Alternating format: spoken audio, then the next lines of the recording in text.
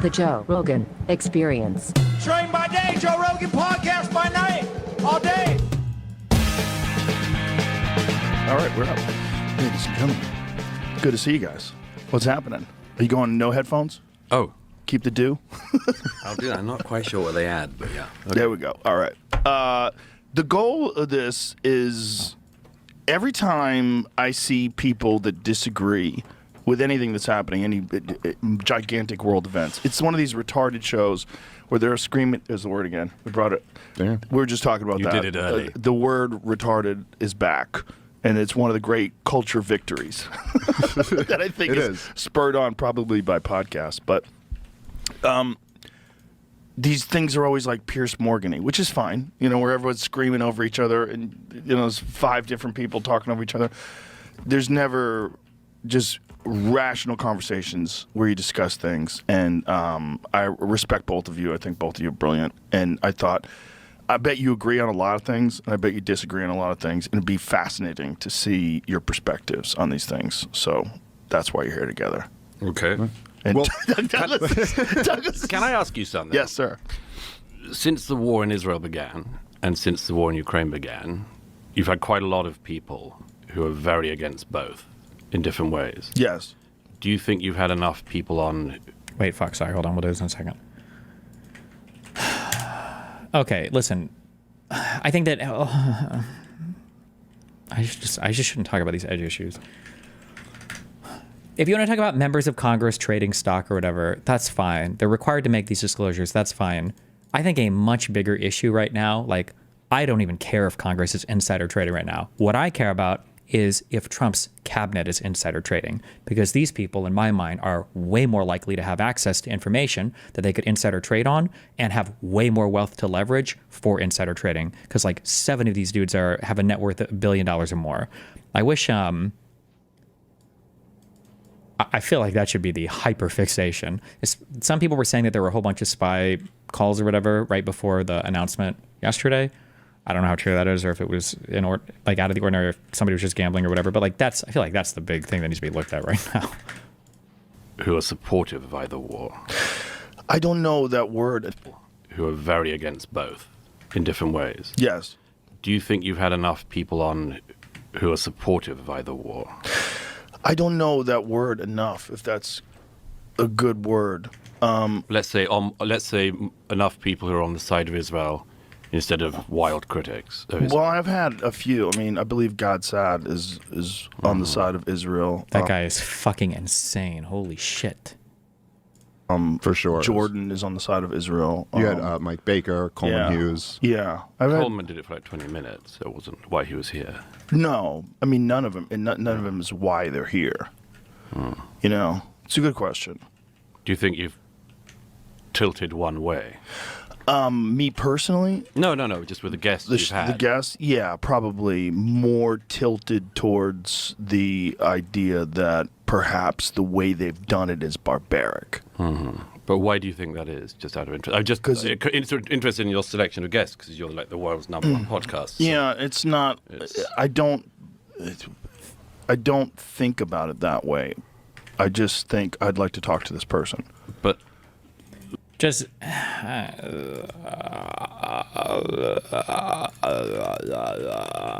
feel like I'm wasting even talking about anything.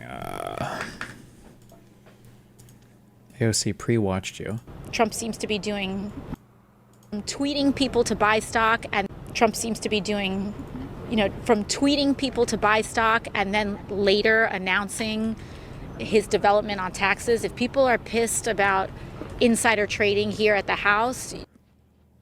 Queen. She was a queen. She has become a queen. Look at what's happening at the White House right now and with the Republican Party. Do you think he knew what he was doing when he sent out that message about stocks before he made the announcement? It sure seemed like he did. I don't think that it was a coincidence. I don't think that Trump just coincidentally said buy stocks and then shortly later made an announcement that dramatically inflated and dramatically raised a lot of these asset prices. And,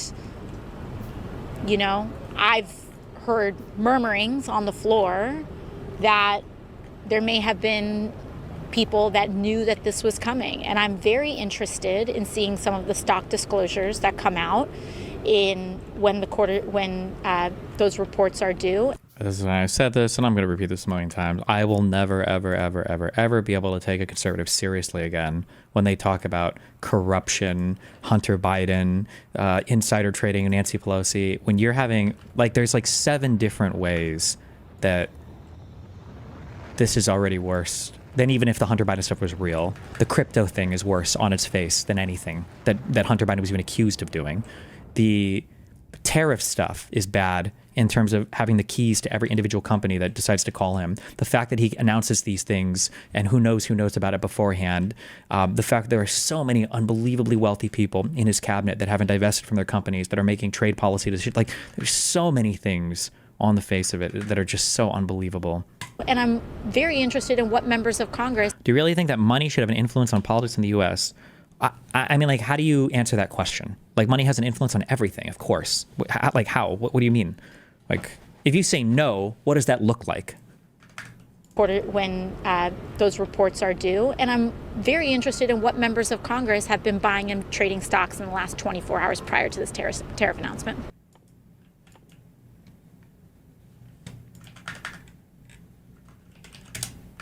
Wait, what was this? Oh, that was AOC's tweet. Whatever. This is good. This is true. Can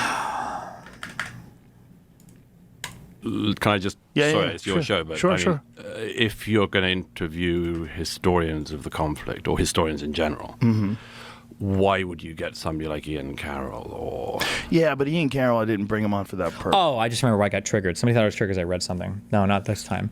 I just get triggered when people make obviously stupid statements. This guy is smart. Douglas Murray, I listened to him speak on, was it Lex Friedman? Or was it a different show? And he's talked about a bunch of different things, and he seemed like he knew what he was talking about in a lot of different things. And I just very much appreciated that, because holy Christ. It's just nice to hear somebody who seems like they at least know the background of things that they're talking about, like on a basic level. I know that, like, I guess other influencers never call out influencers on this because we all kind of just want to be able to do whatever and have no responsibility for our audiences. But this constant reference of, or this constant thing of, I can't do anything about my audience, or I just talk to who I want to talk to, LOL, like I don't think about it. That's not an acceptable answer when you have the largest podcast audience in the world. Your First Amendment right should be revoked and you should be kicked out of the country. Like, what do you mean you don't even think about it? What do you mean you don't even think about it? That's an outlandish statement to make. You're influencing the minds of so many people and you don't even give thought to who you bring on your show? What the fuck is wrong with you? Like, it's just such an unbelievable statement to say that without an ounce of self-reflection or thinking like, man, fuck, wait, is that really bad? Maybe I should think about, like, who I bring on my most popular podcast, arguably the most influential podcast in the world. Maybe I should think about that, you know? But I don't think about it that way. I just think I'd like to talk to this person. But can I just... sorry, it's your show, but... Sure. isn't that kind of retarded? If you're going to interview historians of the conflict, or historians in general, why would you get somebody like Ian Carroll or... Yeah, but Ian Carroll, I didn't bring him on for that purpose. I brought him on because I want to find out, like, how does one get involved in the whole conspiracy theory business? Because you don't even treat it as conspiracy theories, though, right? Like...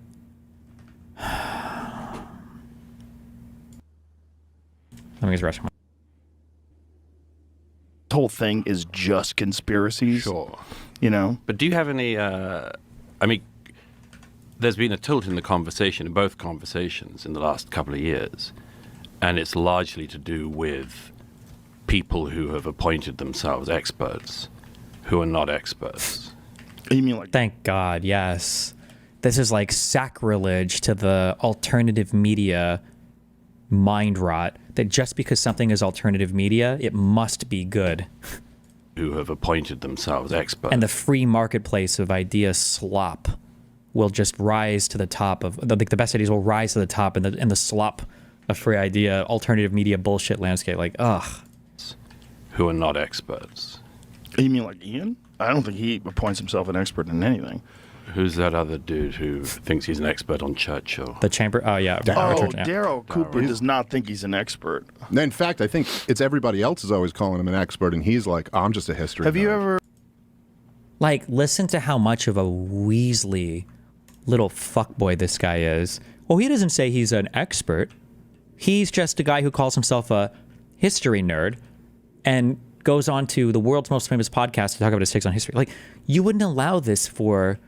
Like, this is just so... This intuitively, as a human being, you know that this is bullshit. You know that this is just not... Nobody could actually say something this fucking stupid and believe it, right? Like, there's no shot. Ever absorbed any of his material? Have you ever consumed any of his podcasts or anything like that? I tried. Yeah? It's pretty hard to listen to somebody who says, I don't know what I'm talking about, but now I'm going to talk. Or I don't know about this, or I'm not capable of... Do you think that people with massive amounts of wealth should be able to leverage that wealth to disproportionately influence politics in their favor? Listen, I don't want to go into this whole thing because this is mind rot. If you're a fan of Gary or if you're a super lefty Bernie bro or whatever, you shouldn't watch my stream, okay? I am not the streamer for you. I might code that way sometimes because I fucking hate conservatives, but I am not a lefty. I'm not a socialist. I'm nothing like any of those people. So if you're just here to watch my stream, you're going to get triggered, okay? When you say things like, do you think that massive amounts of wealth should be able to... It feels good to say, no, money should have no influence on politics. That feels like a good thing to say, okay? But the reality is really difficult for how that plays out. For instance, let's say that I want to make a documentary on January 6th because I think it was a horrible idea. And let's say that I want to spend $1 million on it and I want to air it. Am I now banned from doing that because I can't air a documentary that would be political with $1 million? It's too much of an individual campaign contribution, or it's basically a campaign contribution because I'm rallying against Donald Trump. That was the core issue of Citizens United, all right? And I know you hate this and it triggers the fuck out of you and you just want to say, no money in politics, but that's the problem. It's a very complicated challenge. Now, should we draw the line somewhere? Is there some way that we can probably rein it in a little bit? Maybe. I think there's probably ways you could look at super PACs or spending on campaign ads maybe shouldn't be allowed to be done by non-PAC contributions, non-campaign contributions. Like, I think there are probably arguments that could be made there, but people with a disproportionate amount of money will always be able to influence society in a disproportionate way. That's just the reality of money and everything that we buy in society based on money. People with a disproportionate amount of social capital or the right last family name or the person with the tightest vagina in a concubine situation. Like, there's always going to be people that have more social capital, financial capital, whatever capital than other people. That's the reality of the world. All you can do is band together and try to create a system that accounts for it as much as possible. But to have these one-dimensional takes, I'm like, well, don't you think it's bad to have money, lots of money influence politics? Like, what's your suggestion? How do we stop that? Because you had a really good idea to just shut it all down in terms of having a disproportionate outlay that would give you a good influence over the election. I'd probably be for it. Probably, yeah, it's not cool that like a person could put their thumb on the scale and just determine, how an election turns out. However, one, I don't even think this is a real issue because if you look at the outcomes of elections and you look at who are winning elections, it seems like the financial aspect of it isn't the only thing. It's probably not even the largest factor that's determining who's winning these elections. It seems like there's other things that we should focus on first that might even be more important. But listen, I love you all. Talking about, but now I'm going to talk. Or I don't know about this. Or I'm not capable of debating this historian, but I'm going to just tell you what I think. Yeah, but that's not exactly what Daryl was saying. I mean, Daryl's point of view, however you feel about this, what Daryl is saying is he doesn't really like doing debates. He likes to do long format stuff where he can really explain his position. If you throw a lot of shit out there, there's some point at which I'm just raising questions is not a valid thing. Mm-hmm. You're not raising questions. You're not asking questions. You're telling people something. Do you think Daryl's doing that? I think there's a whole bunch of guys doing that. You guys keep... Don't kill me. Publicly funded elections and no ads from anyone except the campaign. Fine, we do that and we ban that. What about ads or what about programs that have a political nature but don't support a candidate, right?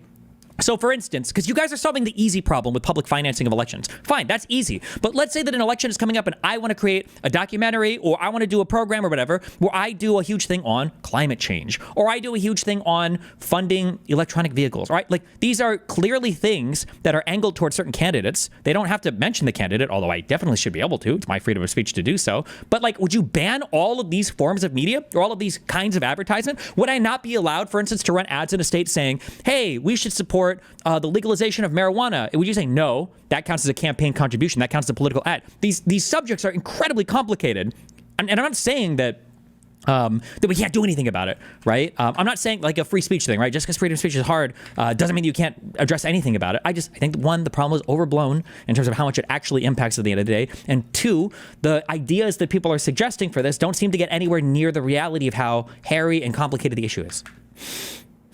People something. Do you think Daryl's doing that? I think there's a whole bunch of guys doing that. I think Dave is doing that, very obviously.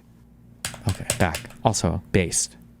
Really explain his position. If you throw a lot of shit out there, there's some point at which I'm just raising questions is not a valid thing. True. You're not raising questions. You're not asking questions. You're telling people something. Do you think Daryl's doing that? I think there's a whole bunch of guys doing that. Including, I think Dave yes. is doing that. Call him out. Very Hell obviously. yes. Fuck him. Dave's a comedian. Oh, did you see that cut? Did you see that cut? Hold on. I think Dave is doing that. Very obviously. Dave's a What? comedian, but he's now mainly the historian for all these podcasts, even though he's a fucking True! Look at this. And this guy calls people out on shows. What a god. about Israel. No, I don't know if I'm mainly talking about Israel. That's but all I see you I have on the opinions. internet doing. Yeah, but that's you. Well, that just, might be what you've seen. And then look, and then they try to weasel away from everything. Well, I only spend like 10% of my time on shows, like talking. That's not the main thing I do. There's others like, okay, this is not the meat of his criticism. The meat of the criticism is you're brought on as like the historical expert. You've literally been propped up exclusively by Joe Rogan as this historical expert. When you're a random comedian guy and your takes aren't even that great. It's But just I don't you think that's, consuming But clips. that is also your shtick now, isn't it? Yep. Well, what do you mean by that's my shtick? Like, listen, dude, this is like the Abuser 101. We've heard people on stream when we did drama content, they would like do conversations like this. Like, that's not my thing. That's not what I do exclusively. Well, I didn't say exclusively. I was like, mainly what you do, right? What do you mean mainly? What percentage of my talking time on these shows do you think is spent? Break it down for me. Exactly. What exactly did I... And it's like, bro, what are we arguing about right now? You know what his criticism is. Well, you're not a geopolitics guy in general, are you? I don't even know exactly what you're asking. Like, look, God, dude. I'm saying you've decided, being a comedian, you've decided now to become somebody who talks about Israel and the conflict. I think you're incorrect. I don't think it's a decision. I just think you have long-form conversations, multiple of them. It's a huge event that's in the news, so it comes up. I don't think... I know. So do you talk about Israel with every guest then? It's a thing. I think if you're on the outside, you'd say, oh, look, they're trying to get attention by talking about this very polarizing issue publicly. That's but not... you do get attention from that. If you'd spent the last year speaking about Myanmar, Ooh, you would not be true on my lips. Yeah, but wait! Oh, God. I was going to say, I wonder if Dave Smith is going to be like, oh, actually, I did talk about Myanmar once. I did. But never mind. Okay. He does talk about Yemen constantly. He talks about a lot of things that aren't in the news. Well, I tend to talk about... Oh, because Yemen's not in the news? Good one, Joe Rogan. About Yemen constantly. He talks about a lot of things that aren't in the news. Well, I tend to talk about the conflicts that my government is directly involved in, which I think is reasonable to me. But I don't quite get, like, what... Are we directly involved in it? What does directly involved mean? Does sending money to them count? It's all the appeal to authority stuff. I mean, what you have to be an expert... appeal to authority. Appeal to authority fallacy. Oh my God. And you know what I was about to say? We're only 5.5 minutes. I was about to say, appeal to authority is only a fallacy when it's a fallacious appeal to authority. So you're either appealing to a false authority, meaning you're citing a person who doesn't have expertise in an area, or you're citing an authority as a way to not make an argument because you can't if the other person disagrees with the authority. Those would be two ways to fallaciously appeal to authority. So I was going to say, I wish that he would push him on particular claims rather than just do this credential challenge, but Douglas Murray can push him on claims. Please, God, let this be an actual debate. For the first time in my fucking life, this Dave Smith dude accidentally wandered into a room with somebody who's going to push him critically on these points. Please, God. But I don't quite get, like, what's all the appeal to authority stuff? I mean, you have to be an expert, or I think what exactly makes you an I think expert? authority matters, and I think that if you just throw a lot of shit out there and then say, I'm not interested in the alternative views on this, and particularly when it's a counter-narrative that is wildly off, and when you get people, look, I just feel, we should get it out straight away, I feel you've opened the door to quite a lot of people who've now got a big platform who have been throwing out counter-historical stuff of a very dangerous kind. True. You mean Daryl? Are you talking about Daryl? Daryl, who's the other one? I don't think Daryl has. Derek. I don't think there's anything dangerous about what's the what other guy? Derek. What's his name? Cooper, is it? Which one is it? No, that's No, it's Daryl Cooper. Daryl Cooper. Cooper. Who's the other one? There was one I just checked on the way here. Daryl Cooper, and then Daryl Cooper, Ian Carroll. Look, these guys are not historians. They're not knowledgeable about anything. No one's calling Ian Carroll. a No, but historian. then why listen to their views on Churchill? True. Like, I shouldn't even be saying true. It's just like very obviously common sense. Daryl is why incredibly listen- knowledgeable. It's not. It's just He's not. Oh, and look, now these guys are like disagreeing. Oh, okay, there we go. Okay. Yeah, He's he not. is. He's Why do you say wildly. Several reasons. One is when he was offered to debate the current greatest living biographer of Churchill. Oh, so just because he turns down a debate, so what? He has to debate every single person who is talking about a thing to be taken seriously? He said, I can't, because he knows much more than me, and I admire his work and I've learned from it, but I can't possibly debate him. That's Andrew Roberts. Right, but you don't have to be able to debate people to have opinions. No, on you things. don't. You know what? And I take partial responsibility for being a part of this wave because I let people. It's like the Trump derangement syndrome, where people are like, "Oh, don't be a debate lawyer, don't debate." And I'm like, "Yeah, maybe, guys, maybe debate actually isn't the best thing all the time, guys." Like, I let myself get cucked by this weird talking point. I shouldn't have allowed myself to get cucked by it. Bullshit. Being able to debate your ideas and have live, long-form conversations about them, I think, is essential to the veracity of your idea. And I think it does say something about you if you're willing to go onto a show with all these fucking people watching. If you're willing to go onto that show and have your views presented to the fucking universe, but you're not willing to have a critical conversation about it, that should be disqualifying. People should know, this guy might be full of shit.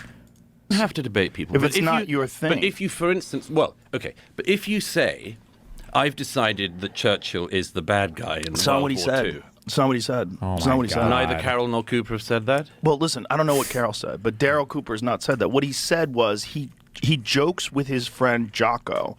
He said jokes, but then he said, but I kind of actually believe it. He literally said that right after we listened to or was that Dave Smith saying it? Like one of them said that, but It was an Anglo-Saxon. He jokes with them. You know, I think that Anglo-Saxon. Churchill was the secret villain of World War II. And what he's saying is by Churchill's actions the war escalated. He's not saying anything. He's not just asking questions, then, is he? No, but He's got a the point of claim view. isn't that he's just asking questions. Yeah, he has a point of view. You can explain this better. He literally says he he's said joking. in the comment, he goes, listen, I'm being hyperbolic. And then he once again disclaimed, he goes, and I'm not claiming Churchill committed the most atrocities. Or like that's not what they're arguing about. Douglas Murray Sharp. These guys this is like abuser. This is abuser talk. This is how abusers speak, is gaslighting the fuck out of you like this. Like, nobody is saying that he said he was the worst person or that you're obfuscating. You're trying to make this so much more specific than it actually is. was the worst part. But in many ways, I do view him as the chief villain, as my hyperbolic, provocative statement. But like, what does that mean? Chief villain is my hyperbolic statement. Like, what do you mean by that? I do view him as the chief villain, as my hyperbolic, provocative statement. But What's Douglas, the point of that? Well, okay, Yeah, but true. Pat Buchanan wrote an entire book on this. Is he not allowed? Is he not an expert? Is he not allowed to be He's interviewed? certainly not an expert. He can be interviewed. I've watched Pat Buchanan debate. I watched Pat Buchanan debate true, against Churchill yes. historians, and he was absolutely leveled because he doesn't know what he's talking about. When did Pat Buchanan debate and get leveled? About 20 years ago. I'm just He curious. I debated haven't seen against this. Andrew Roberts and several other historians. And Douglas Murray is at an actual Intelligence smart Squared in person. London. I was there. He didn't know what he was talking about. He had Based. a contrary view, and it was interesting and stimulating to hear. Based. But if you only get the contrary view, which is Enjoy. This will be the last time this guy's ever brought back here before. Oh, thank you. Thank you. There's a person who knows what they're talking about. For once, there's a person who knows what they're talking about on this podcast. There's a person who knows. There's a person who knows. isn't it fun if we all pretend How is Churchill he- was the bad guy of How the is he there in the first place? I think it's because I think Douglas Murray probably hates Islam a little more than he should, maybe. But I mean, listen, Europeans live with a different type of Islam than I do, so I'm not here to judge. I don't know what his current views are, but which is, isn't it fun if we all pretend Churchill was the bad guy of the 20th century? At some point, you're going to lead people down a path where they think that's the view. And that's horse shit. of the most profound kind. I don't think that's what he's trying to do. I think that's exactly what they're doing.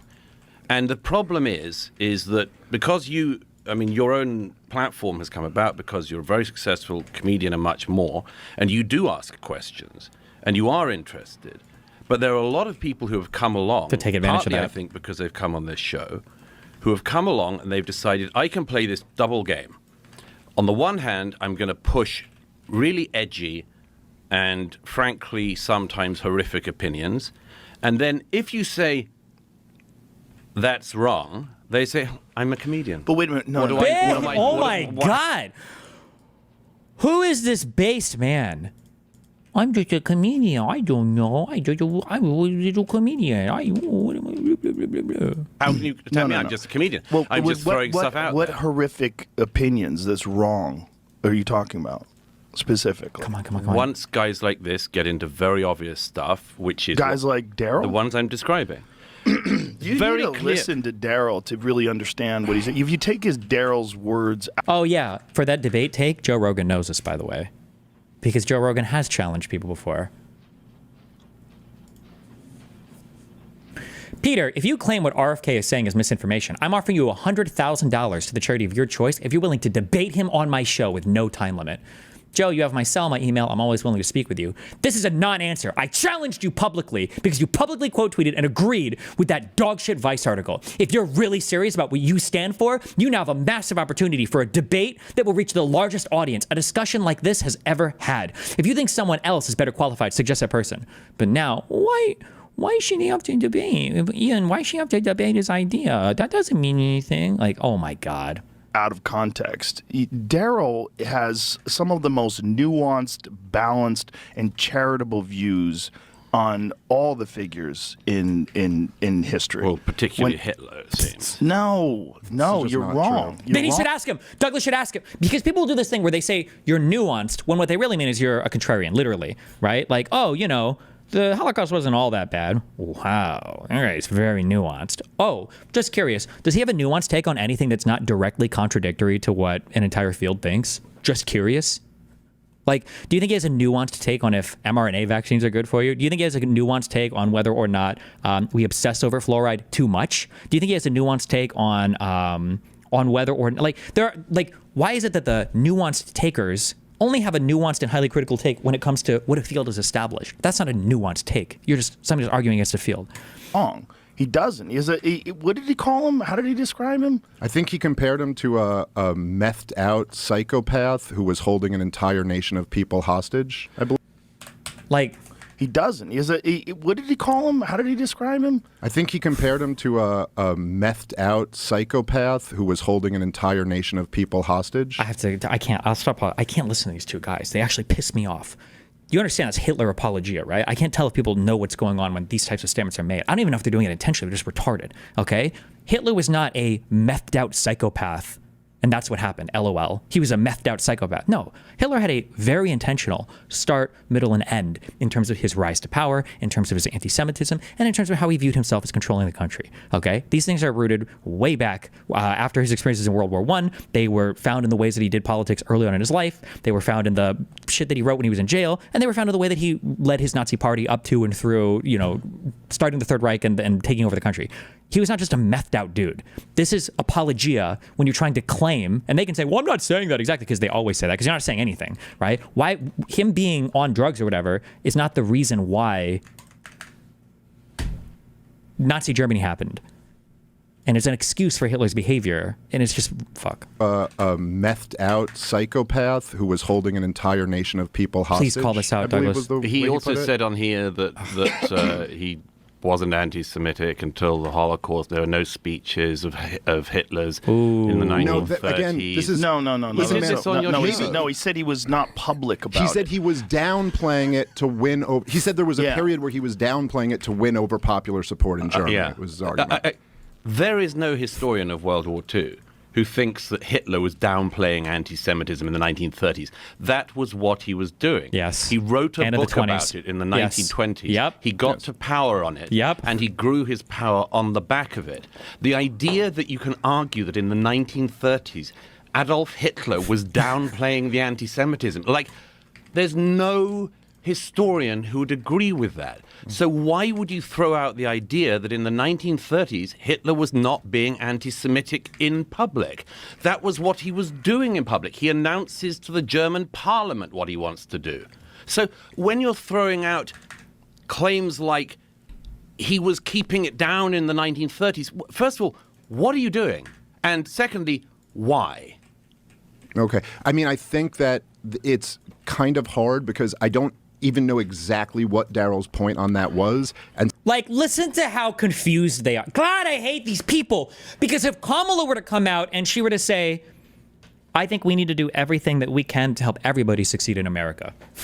What did Kamala mean? Well, let me tell you, okay? When she said what everybody, so that everybody can see, she's talking about equity. She's talking about DEI. She's talking about ESG. She's talking about affirmative action. She's talking about promoting unqualified people, okay? Using Hollywood to push a woke agenda. It's like, Jesus fucking Christ. But then when it comes to Trump, oh, we can't mind read. I don't know why he told people to go to the Capitol. When it comes to this guy, the Daryl, shitter guy, I don't know why he brought that up. I have no fucking idea. I'm a fucking retard. I have absolutely no clue. I have no theory of mind. I can't conceptualize what any other human being might be motivated by at any point in time ever in my entire, like, come on, bro. Really? And so I'm not really in a position to argue what he was saying there. I don't think you're giving him the most charitable interpretation. Oh my God, bro. He's actually such a slimy, weaselly little fuck. Like, what do you think? How about we just take a moment and guess? What do you think he was saying this for? Like, do you apply this standard to any other person ever? I don't need to give him the most charitable interpretation to be able to see what he's doing. Okay, I think you're strawmanning him, I should say. Look, Strawman? What part? Anyone can look up what he said on this show and others, what these two guys in particular have said on repeated podcasts with both of you. It's an attempt to downplay Hitler. True. And always to do down Churchill. I don't think you downplayed Hitler. You're saying I've way they downplayed can. Hitler? No, I said in conversations with you and others, this is the shtick of these guys. They've decided it's edgy and funny, and I think this is very, very interesting and also very dangerous. Because we live in an era now that the right has got some mojo back in America. We saw years of crazy left overreach where they tried to make us all say the craziest things. And completely predictably, there are now figures on the right playing with really dark and ugly stuff. I feel like this guy, I'm being very premature because I haven't watched too much from Douglas Murray. Okay, so he might just be fucking crazy. All right, I admit that. I haven't seen too much. But I feel like so far what I've heard from him and then Sam Harris are like the only people that I've seen in the universe, besides me, of course, who were able to say, man, some of this left shit is like really, really far reaching and is like kind of crazy. And then everybody's like, yeah, that's absolutely true. The left did go too far. I don't even think Hitler was that bad of a guy. Like, wait a second, what? I didn't say that. I said the left was like overreaching a little bit. And like, oh, yeah, the left was just like crazy on some stuff. 6 million? It's like, wait, no. Just because they were too far reaching on stuff doesn't mean that we have to go all the way to the other side, right? You know that's fucking retarded, right? Oh, okay, yeah, that's right. Like retarded, like what vaccines cause? Like, what the fuck is wrong with you? On their side. I agree with that. And they are mainstreaming I don't this, think and I Daryl's think it's doing that. partly being mainstreamed by the two people I just described. True. And both of you have kept speaking to these people. True. And you don't Challenge get them. on the historians who know about this. Yep. And that's just alarming to me. Well, can I just say, so because I kind of do agree with part of what you said there. Like, I do think it is true that almost as a reaction to like the woke insanity that we've seen on the left, and I think Now he's going to describe it as like other people are being too crazy, but not me. Maybe other people are going too far, but not me. literally, I think nobody's been a more effective critic of that than you. I do think there has kind of been a right-wing reaction that has embraced But not Dave Smith. He's not right-wing. He's a centrist. He's a libertarian. He's an independent. that than you. I do think there has kind of been a right-wing reaction that has embraced racialism and is dangerous and not a good path to go and now down. they're flirting with Holocaust denial and Yes, Hitler but you're and not, absolving but Hitler of I blame think and you're much wrong. more. I think you're wrong to include Daryl in that group. Now, If the you other thing can't is- include I'm Daryl, who sorry, are you because maybe I'm including? Name names. You should ask him to name names. You say, oh, Daryl Cooper's not included? What about Ian Carroll? Is he included? Who? Give us some names then. Who do you think is pushing too far then, if not these two people? I think you're wrong to include Daryl in that group. Now, the other thing is, I'm sorry, because maybe I'm misunderstanding what you're saying. You're saying people that I've had conversations with have downplayed the Holocaust? Well, who are the two guys? Daryl Cooper? Cooper and the other Ian Carroll. I've never podcasted with Ian Carroll. I have podcasted with Daryl Cooper once. And he absolutely did not downplay any of the Nazi atrocities at all. And I would also... I wonder if that's even true. If we were to go and look. I don't remember if I've seen clips of it or not.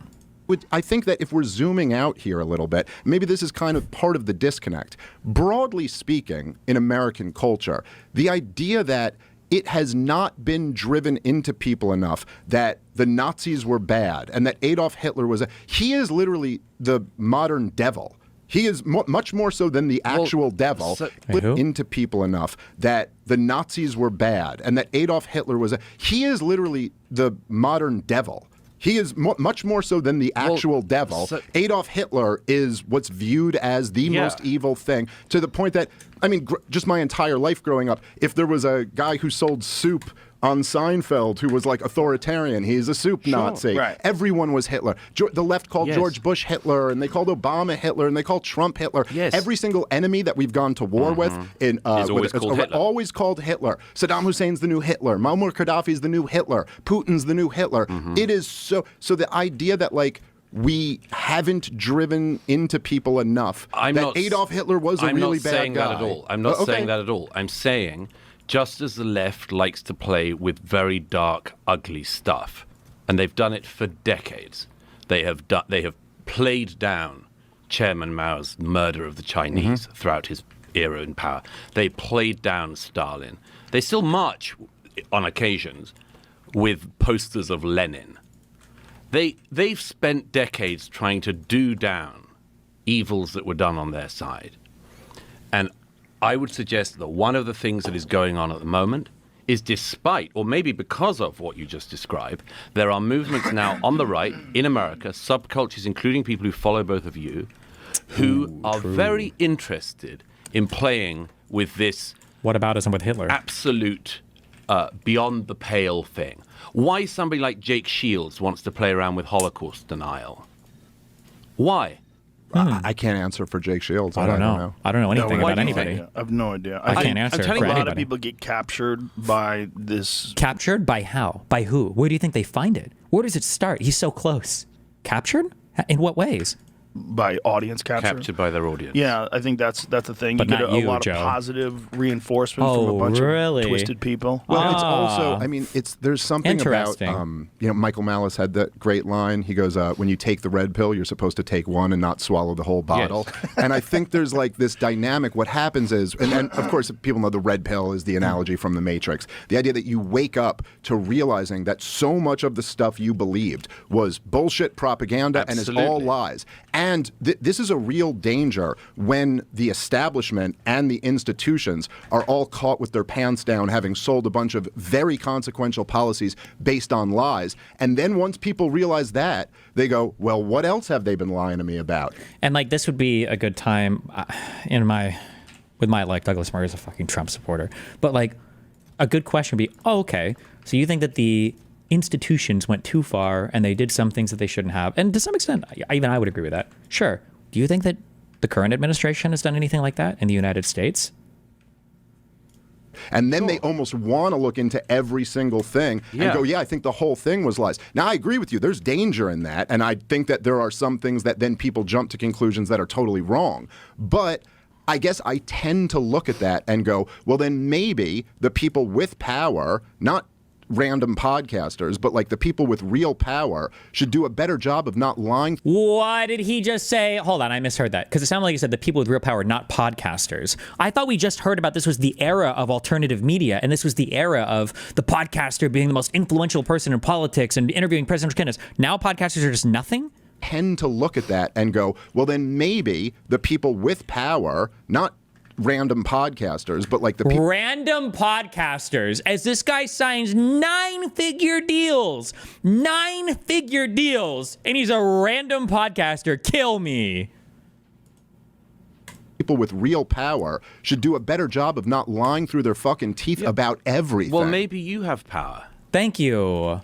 That's what I mean. Okay, he's actually like playing the role of like a responsible like influencer, I guess, even though Douglas Murray's not, or I don't think he is. I don't think he has a podcast or anything, right? Yeah, but it's like all these other influencers are like, I can't control my audience. I have no control. I don't know anything. I have no idea. It's like, what do you, come on, bro. Seriously? Okay. You have power, both of you. We live in an era where podcasters have a lot of power. Significant influence. If you go on a podcast with Jake Shields, and Jake Shields goes on to another podcast and says he doesn't think 6 million Jews were killed in the Holocaust, what do you think's happening there? That's an exercise of power. Okay. Okay? And I agree with you about the breakdown of trust. Absolutely. We have lived through an era where Give me my goddamn time, mech armor. We saw something called a conspiracy, the lab leak, which turns out to be true. There's still no evidence for that. And there's not any better evidence than there was when they were researching it years ago. But I'll let this one slide. I don't care. As you and others said it might be from the beginning. I find that to be very racist. And against Joe? How dare you? Against Both of you. It Both used of you. to be. Very It That used was- to be that was- racist that when was we were crazy. saying that it was likely that the COVID variant had come out from the place making COVID variants. Especially But since isn't it it's great? in the exact Just town. seemed like it. Dude, isn't Seemed it like the- it was possible to us. It's so funny how the dynamics of this almost play out like a like police interrogations, kind of. That we were in an area where the interrogator was applying a whole bunch of pressure to the suspect, and the person was getting like very anxious and it's hard, and then you ease up on pressure, and when you ease up on the pressure as an interrogator, the other person will often jump on that opportunity to take a deep breath and kind of like feel more relaxed. I don't think he's like doing this intentionally as like an interrogator, but that's like what's happening right now. It's like they found a subject of agreement, and the pressure before was very intense. And now they can take a deep breath and kind of like laugh and joke. It's like, yeah, haha, that stuff was really funny, right? By the way, Ask yourself this: who has access to your mom. 20 months? Click the link in the description. I was referencing the New York Times calling the lab leak racist, which is just the funniest thing ever. That they go, it's racist to think that there was a sophisticated lab where they were developing like gain of function research. Is that really what that article was about, if I were to go look it up? Or was the article about the fact that people were actually discriminating against Asian people in the United States of America over the origination of the COVID virus? I wonder what it was actually about, if we were to go look that up. Now, it's the New York Times, and it might have been an op-ed, so it might have been goofy, but I'm curious. Here's what Daryl Cooper said to Dave Smith about Hitler. He's downplaying it, LOL. I put out a tweet right after the Paris Olympic ceremony at the Last Supper thing, where I posted a picture of Hitler and his boys walking in front of the Eiffel Tower, and I posted a picture of that Last Supper desecration. And I said that the outcome of the picture on the right was preferable to the one on the left, or something like that, which I took down after a few people who I trust to tell me when I'm out of bounds, let me know that they thought I was. But I told them the reason that I did that is I was outraged by what I was watching at the Paris Olympics, and I was reaching for the most extreme example possible to show to express my outrage about this. And in our society, it's not the devil. If I would have posted a picture of Satan looming over the Eiffel Tower and said that this is better than that, nobody would even got it. It wouldn't have landed at all, because Hitler's the devil and the Nazis are the legions of hell. And in Germany, that's it. Every society has a heaven and hell. Every society has a God and a devil, and they don't have to think of it that way. They don't necessarily it may be in totally different terms. It may be in secular terms. It may be in mythological terms that divide up God into many and devil, the devil into many, evil spirit, whatever it is. But we've all got those. It's just, it's a basic structure of the human mind. And in our society, that's it's one of the reasons I'm really convinced that there's always been just as there's a, an extreme focus and fascination with World War II and the Holocaust on the side of, you have to treat it as this sacred thing and treat it differently from everything else, and don't be critical about it. There's also, on the other side, there's always just been this undercurrent somewhere, even if it's just, a punk rock thing, or today it's an online thing or whatever, of positive fascination with Hitler and the Nazis. And my way of looking at that is every generation has its devil worshippers, and not all of them are serious. The people who would say that, I'm a Satanist, a lot of times they're just trolls or whatever. But the devil is always going to attract a certain amount of attention from both directions, And so when you take a historical event like that and elevate it to that level and make it a myth, you're always going to have two sides of that, two extreme reactions to doing that. Yeah, it's such a funny thing. There's also Okay, I don't know if he said anything else in the podcast, but this wasn't absolutely horrible Hitler apology here. So I don't know why I was like this, but. And they go, no, what happened is these freaks were eating bat heads. That's And you're right. like, wait, that's not racist? pretty The racist. other one was They're racist? eating pangolins. Absolutely. But that one fell apart in front of our eyes. Well, it And took of course, 4 It took years. 4 Yeah. years. And I've said repeatedly, it's kind of inevitable to me that if you see something that is called a racist conspiracy theory fall apart and become also what we used to call true in a few years, it's likely to blow a lot of people's minds. But the question then is, do you help those minds that have been blow themselves out some more by doing a whole load of other conspiracy stuff?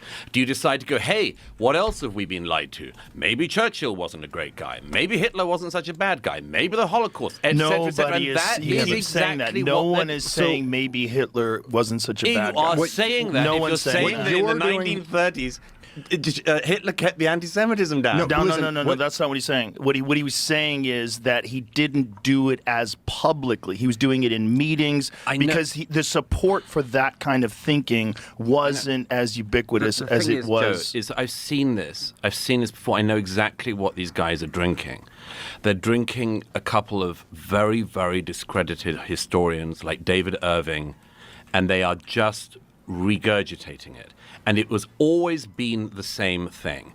It is always an attempt to minimize Hitler's anti-Semitism actions. Eventually down the road, you get to minimizing his actual involvement in the Holocaust. True. And then you can go on to the next stage. Yeah, but you can't say that about Daryl. Okay, I think what you're guilty of here is kind of similar to, I think, something that the woke left has done, which is this concept creep, where you're talking about some people online who are doing this thing, and then you're lumping in other people with them. Listen, I'll just say this right now. Daryl Cooper is currently, I believe, almost finished, or he's working on a big World War II series. And when this comes out, what's it going to be on? we can see. It's a podcast.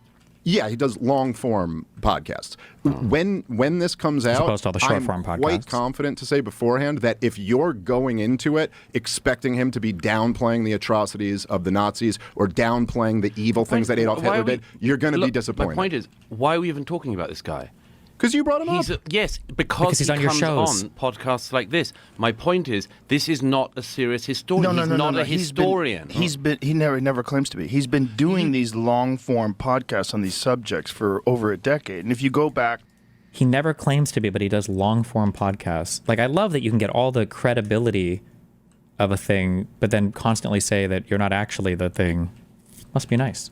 To 2015 and listen to Fear and Loathing in the New Jerusalem, it's an incredible piece, and it's excellent. How many hours long? 30-something. And it literally starts from the persecution of the Jews, where they're being driven out of Europe. It's like this horrific account of what happens to these people.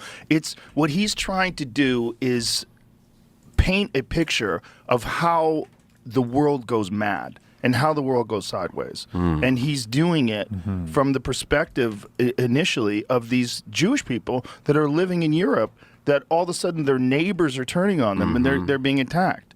Like it's incredibly charitable. But what he's trying to do is show what happens to human beings when they're confronted with unbelievable atrocities and how things go so incredibly sideways. Lots of people have written and spoken about that. So why is he not allowed to? I don't understand. Allowed to. So he He's allowed to, but how is he allowed to do it? But then simultaneously you're saying he's just a hobbyist, so you can't like criticize him as a professional. That's the issue, right?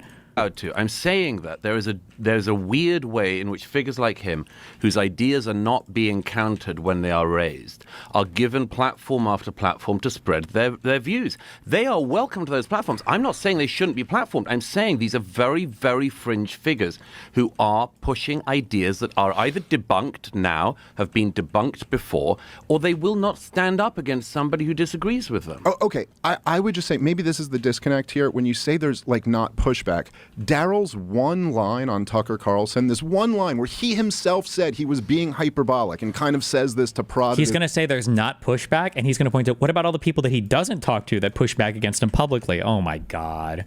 His buddy got more pushback than any one line I've ever heard on the podcast. Cringe. There were numerous articles written by historians, numerous shows that covered it. People went through. There were Twitter threads about it. So I don't exactly get your point. Like, there was lots of pushback. If you're saying he should go and debate somebody who's giving him pushback on that, okay, maybe. I also think it's reasonable for him to say, I don't really do debates. Yeah, I think it's weird to mainstream very fringe views constantly and not give another side. True. I think that's weird.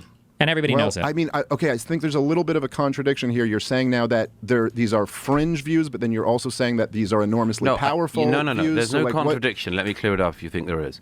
I think there are very fringe views that have become mainstreamed on the right. But then aren't they not fringe by definition? Well, you can play an epistemological game. I'm just saying what's You do understand the concept, don't you? That fringe ideas become mainstreamed? Yeah. Okay, right. Sure. Thank you for. I like the Daryl just like, why are you being a fucking child? You know what I'm saying, right? Thank you. Yes. Maybe it's just being British. Maybe that's what makes you better. Why are you playing an epistemological game? You said. Why are you playing a game with me? You know what I'm saying, right? So that's it. Okay. I'm not exactly sure. So you're saying that Joe shouldn't have Daryl Cooper on? I'm saying you never said that. Debate. There will have that if you mainstream very, very fringe views, which are easily able to be debunked. If you don't debunk them. If you mainstream them, at some point that view that was so fringe will be what eager, very disconnected, impressionable unhappy people are going to start playing with too. Yep. And if these people are such experts in how you see a society go weird, they can look at what is happening to a portion of the right everywhere on this stuff. There is a portion of the right across the West that is playing this dangerous very game. dark game, and they're doing it deliberately, and you can't not be aware of that. I agree with that. I don't think Daryl Cooper is doing that, but I do agree with your characterization. No, but I think it's a pretty important distinction there. You're just taking this one statement, and then this where he's trying to joke around with his buddy. This Churchill statement. It's not just about him. Look at the fixation on one thing. These other guys are all doing the anti-Churchill stuff now. But he's not doing an anti-Churchill stuff. He and the other people in the orbit Churchill was the author of this whole Operation Unthinkable, right? Where they wanted to use the Nazis to invade Russia. Wasn't that Churchill? Look at how, oh my God, you see all the things in real time. Look at how Joe Rogan went from saying this was all a joke or it was hyperbolic or it wasn't that big of a deal. And now Joe Rogan is giving the arguments for why it's correct, or at least partially correct, even though he just spent all this time saying nobody actually believes this. And you just heard Douglas Murray sigh. They wanted to use the Nazis to invade Russia. Wasn't that Churchill? Is that not true? We're going to have to get into the weeds on Churchill. There is always going to be a corner which you can get me on a bit of Churchill. But that's the point. You'd have to say which bit you're talking about. A comprehensive view. Yeah, Churchill was never working with the Germans to invade Russia. No. This is a plan that was drawn up. Do you know about Operation Unthinkable? Fire away. Oh, and so Douglas Murray doesn't know about this particular thing, so now we get into the conspiracy thing. You should always be wary of when somebody gives this idea. This is your number one example of aren't you making modules and chips and plants? Oh my God, you're so right. I fucked up. You should always be wary of people that come out here and do this thing where they give you like, didn't this guy draw up a plan? Or didn't this guy do this one thing?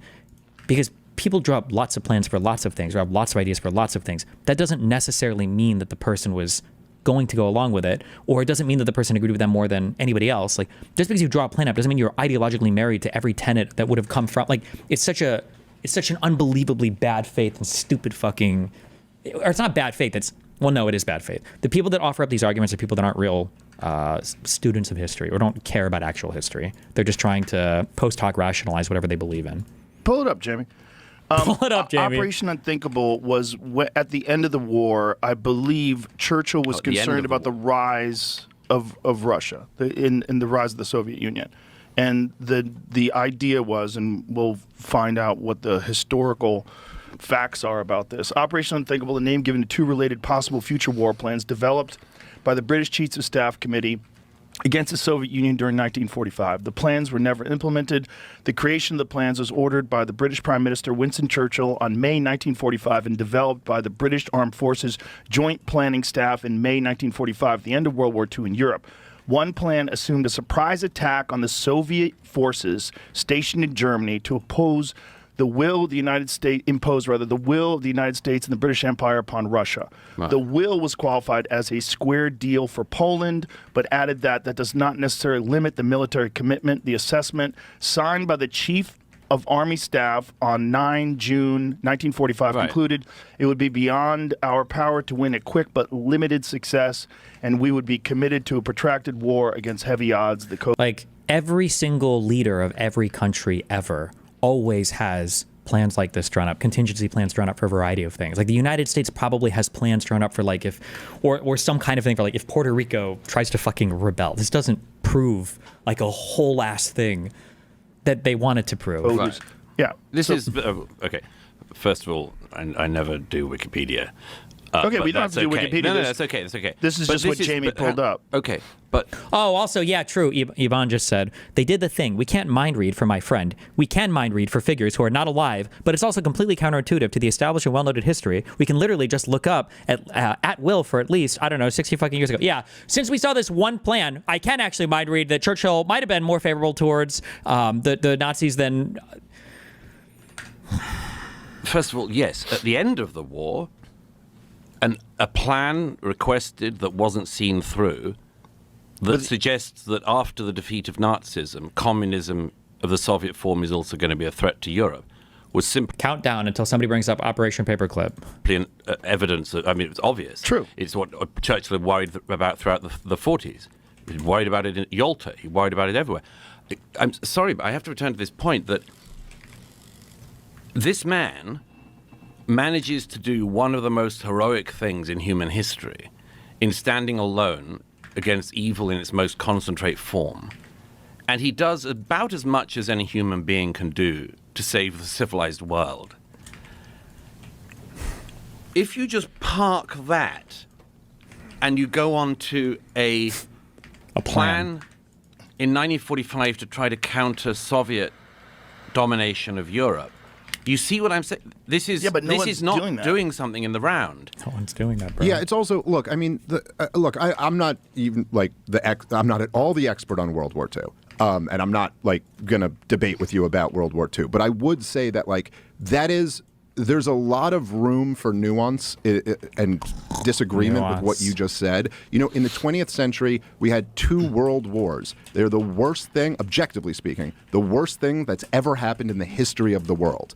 And the Second World War is the biggest bloodbath in human history. And bring up the Soviet death count and dread. It's always everything but the Holocaust. Okay.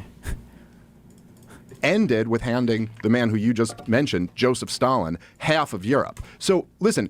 If you want to argue, I'm Jewish and of German descent, so like I'm not against the argument that it was the Nazis had to be defeated and that was the most important thing. But there still is just the basic facts that it almost couldn't have gone worse. It was like just a nightmare for civilization. And if people want to look back at that and go, man, was there any other way this could have been handled? Was there any other way? Were there blunders that were made here? Now, personally, what I feel much more comfortable arguing would be that I try to blame everything I can on Woodrow Wilson as much as I can because also he created the income tax and the Federal Reserve and did so much to damage my country. Epic, dude. I think American entry into World War I was really a disaster. And imposing the Treaty of Versailles on Germany was a disaster. I also think that's kind of fairly mainstream history. Like that's not a particularly controversial view that like imposing the Treaty of Versailles on Germany ended up in disaster. Well, no, except that as Martin Amis said, the only way to not get to the Treaty of Versailles would be for Germany to win World War I, but yeah. Yeah, but we're not talking about the Nazis winning the war. Sure. We're talking about, you know, listen, I think that... But secondly, sorry, I just have to address that fundamental. You say the outcome of World War II and everything that happened in it was the worst thing that's ever happened, and the worst thing imaginable, worst possible outcome, you said. No. Just about. You said worst possible outcome. Let me give you a much worse possible outcome. The Nazis Hitler wins. Right, okay, sure. So it's not the worst possible outcome. I mean, that's true. Listen, but okay, Hitler, yes, okay, I'm not saying you can't dream up a worse outcome. I'm saying what you That's not dreaming up. That's just what my country, Perth, and others went through. But what did end up happening was 60 million people died, including the Holocaust, and then Joseph Stalin takes half of Europe. So, okay, fine. I'll correct that. There is a worse outcome. Right. But that's not a great one. No, What? nobody said it was. This is like there's a very Nobody weird said argument it's- that you know. what are you talking hear about?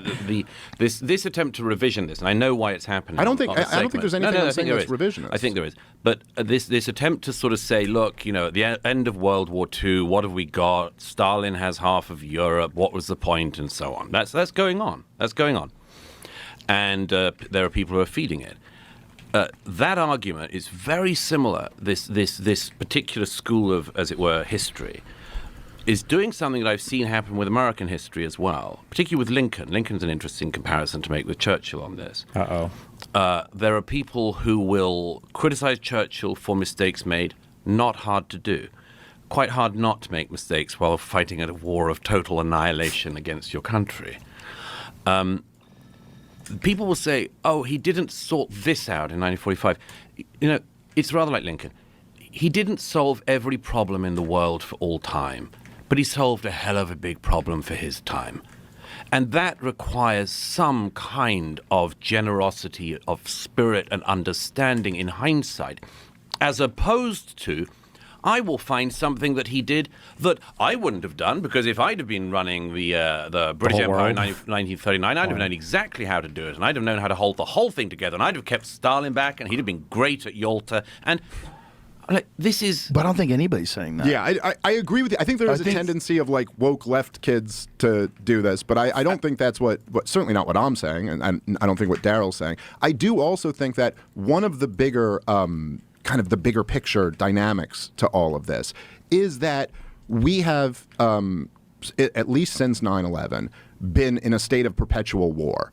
And all of these wars have been disasters. They have been so many lies involved in selling all of them. I mean, the whole Iraq war, the whole war in Afghanistan, just lying the whole way through. I mean, I remember His literally having expertise, conversations with Green Iraq, Berets in the middle of the war in Afghanistan. Thank God and we can like, get back to George W. Bush is the telling Iraq you that war. the army we're building up there is really successful. This thing's going to fall in a week without us. And then all through the Obama administration, it's just like lie after lie after lie with disastrous wars. And so this does create a fertile ground for people to say, I wonder if they were lying about all these wars. Sure. There's a thing that, I don't know how to describe this fallacy. This is another advanced fallacy. There's a thing that happens where people are describing, okay, you attack a circumstance, and then you say, this is bad, right? And then people will argue for why the circumstance agrees, where they're simultaneously agreeing with you that it is bad, but they also are part of that circumstance. So, for instance, let's say a super easy one. You show up and there's some guy who's beating the shit out of every 15-year-old man, child, 25-year-old man he sees in a place, okay? He's beating them all up, and this other guy's beating him up, and they're all beating up these 25-year-old guys. And then you approach one of these guys like, hold on, what's going on here, bro? And the guy's like, what do you mean? It's like, well, you guys are beating up every 25-year-old man. That seems kind of weird. And it's like, it is really weird, but you got to understand the circumstances that lead to stuff like this. Like, we saw a 25-year-old guy, kill a woman, and the media tried to deny it, and it was really bad. And you're like, yeah, that was bad for sure. But why are you doing it though? He's like, well, you got to understand the conditions that created it. It's like, I understand that. It's like, yeah, well, so people are probably going to feel this thing. It's like, yes, but why are you describing yourself? Like, you're describing why the belief is irrational. You're saying that the media said or did something bad and it's caused people to overreact, but you're part of that overreaction. Do you not understand that you're arguing that a bad environment is cultivating bad ideas while you're propagating the bad ideas?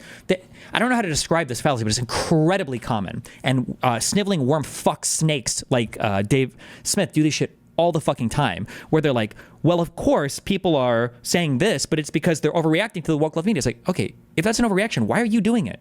So you recognize it's a problem. Why are you taking part in it? Hello? It's so fucking annoying. Obama administration is just like lie after lie after lie with disastrous wars. And so this does create a fertile ground for people to say, I wonder if they were lying about all these wars. Sure. See, like he's implying that statement is a little irrational, which it kind of is, right? Just because somebody lies about one thing doesn't mean you can't trust anything they say, or you should disbelieve every single thing, right? But you're doing that. That's what you're part of that group. Again, I'm not really trying to argue with you about World War II. I'd rather argue about these wars today. I think the interesting question is whether you're busy watering it. Yes! Yes! Yes! Thank you. Yes! Yes! I'd rather argue about these fertile wars ground. today. I think the interesting question is whether you're busy. Oh, true. Sorry. I'm sorry. What M. Thorpe in YouTube chat said, Asman has tapped into this as well. Yes, Asmongold does this constantly. Like, why is Trump saying this like crazy shit about illegal immigrants? Well, you got to understand that because of the Biden administration, people all over the United States have crazy opinions about immigrants now, and that's what you can expect to happen in the United States if this is what the it's like. Okay, but you're part of that. Why are you describing something that you seem like you agree that it's crazy, but you're literally part of this problem? Why are you doing this? Hello? Trying to argue with you about World War II. I'd rather argue about these wars ground. today. I think the interesting question is whether you're busy watering it. Well, should you not talk about mistakes that were made? No, overall? shut up. No one is saying that. Absolutely. No one is saying that you can't talk about it at all. For going back and looking at mistakes. So what is your argument then? It's a very weird thing to go back, zone in on a man, say this one thing is a mistake and should characterize him, and you ignore everything else. You're taking him out of context why? when you're talking about Daryl, who's means... done, what was it, 30 plus hours? So what? 30 plus hours of podcasting. You do that in a week. True. Thank you. Dude, he's so based. Hello? This guy is based. UFC 314. No, but he's not doing e.co/audio. I mean, yeah, but it's a very different thing. It's a very different thing. He's not doing a podcast like talking to people. Okay, nor is he doing scholarly work, nor is he working in the archives, clearly. Come on. He is not the historian of our era. Thank you. He's not claiming to be. Oh, my God. This is the thing, Joe. This is like punching jelly. Yeah, but you don't consume his work. Yeah, I'm saying because I don't need to consume endless versions of a revisionist history. I understand. But I know it's not where this revisionist comes from. history. If you listen to his work, it's not revisionist history. He's basing it on historical work. I know. But okay, so this is my point about jelly. It's a shape-shifting thing. Comedian or historian? Yes, now he's saying, yes, what is he? Because when you want to attack him on his history, you say he's not a historian. But then when you bring up the fact that, well, why is he going on all these shows? Well, he's a really big history nerd. Well, which is it? He's doing real history? Why are you defending him doing real history when you just told me he's not a historian? Why are you defending that? What? Hello? You can't have it all. He's not a comedian. Historian or podcast? Oh, it would be. Look at what Joe just said there. He's not a comedian, bro. Oh my God, that's not the point of what he's saying. Holy shit! It's got to be like a never mind, a mental disability thing. Historian. He's not a comedian. Historian or podcast? Oh, it would be historian or actual historian. You say he doesn't claim to be a historian, but he's pumping out tens of hours of neither history. does Dan Carlin.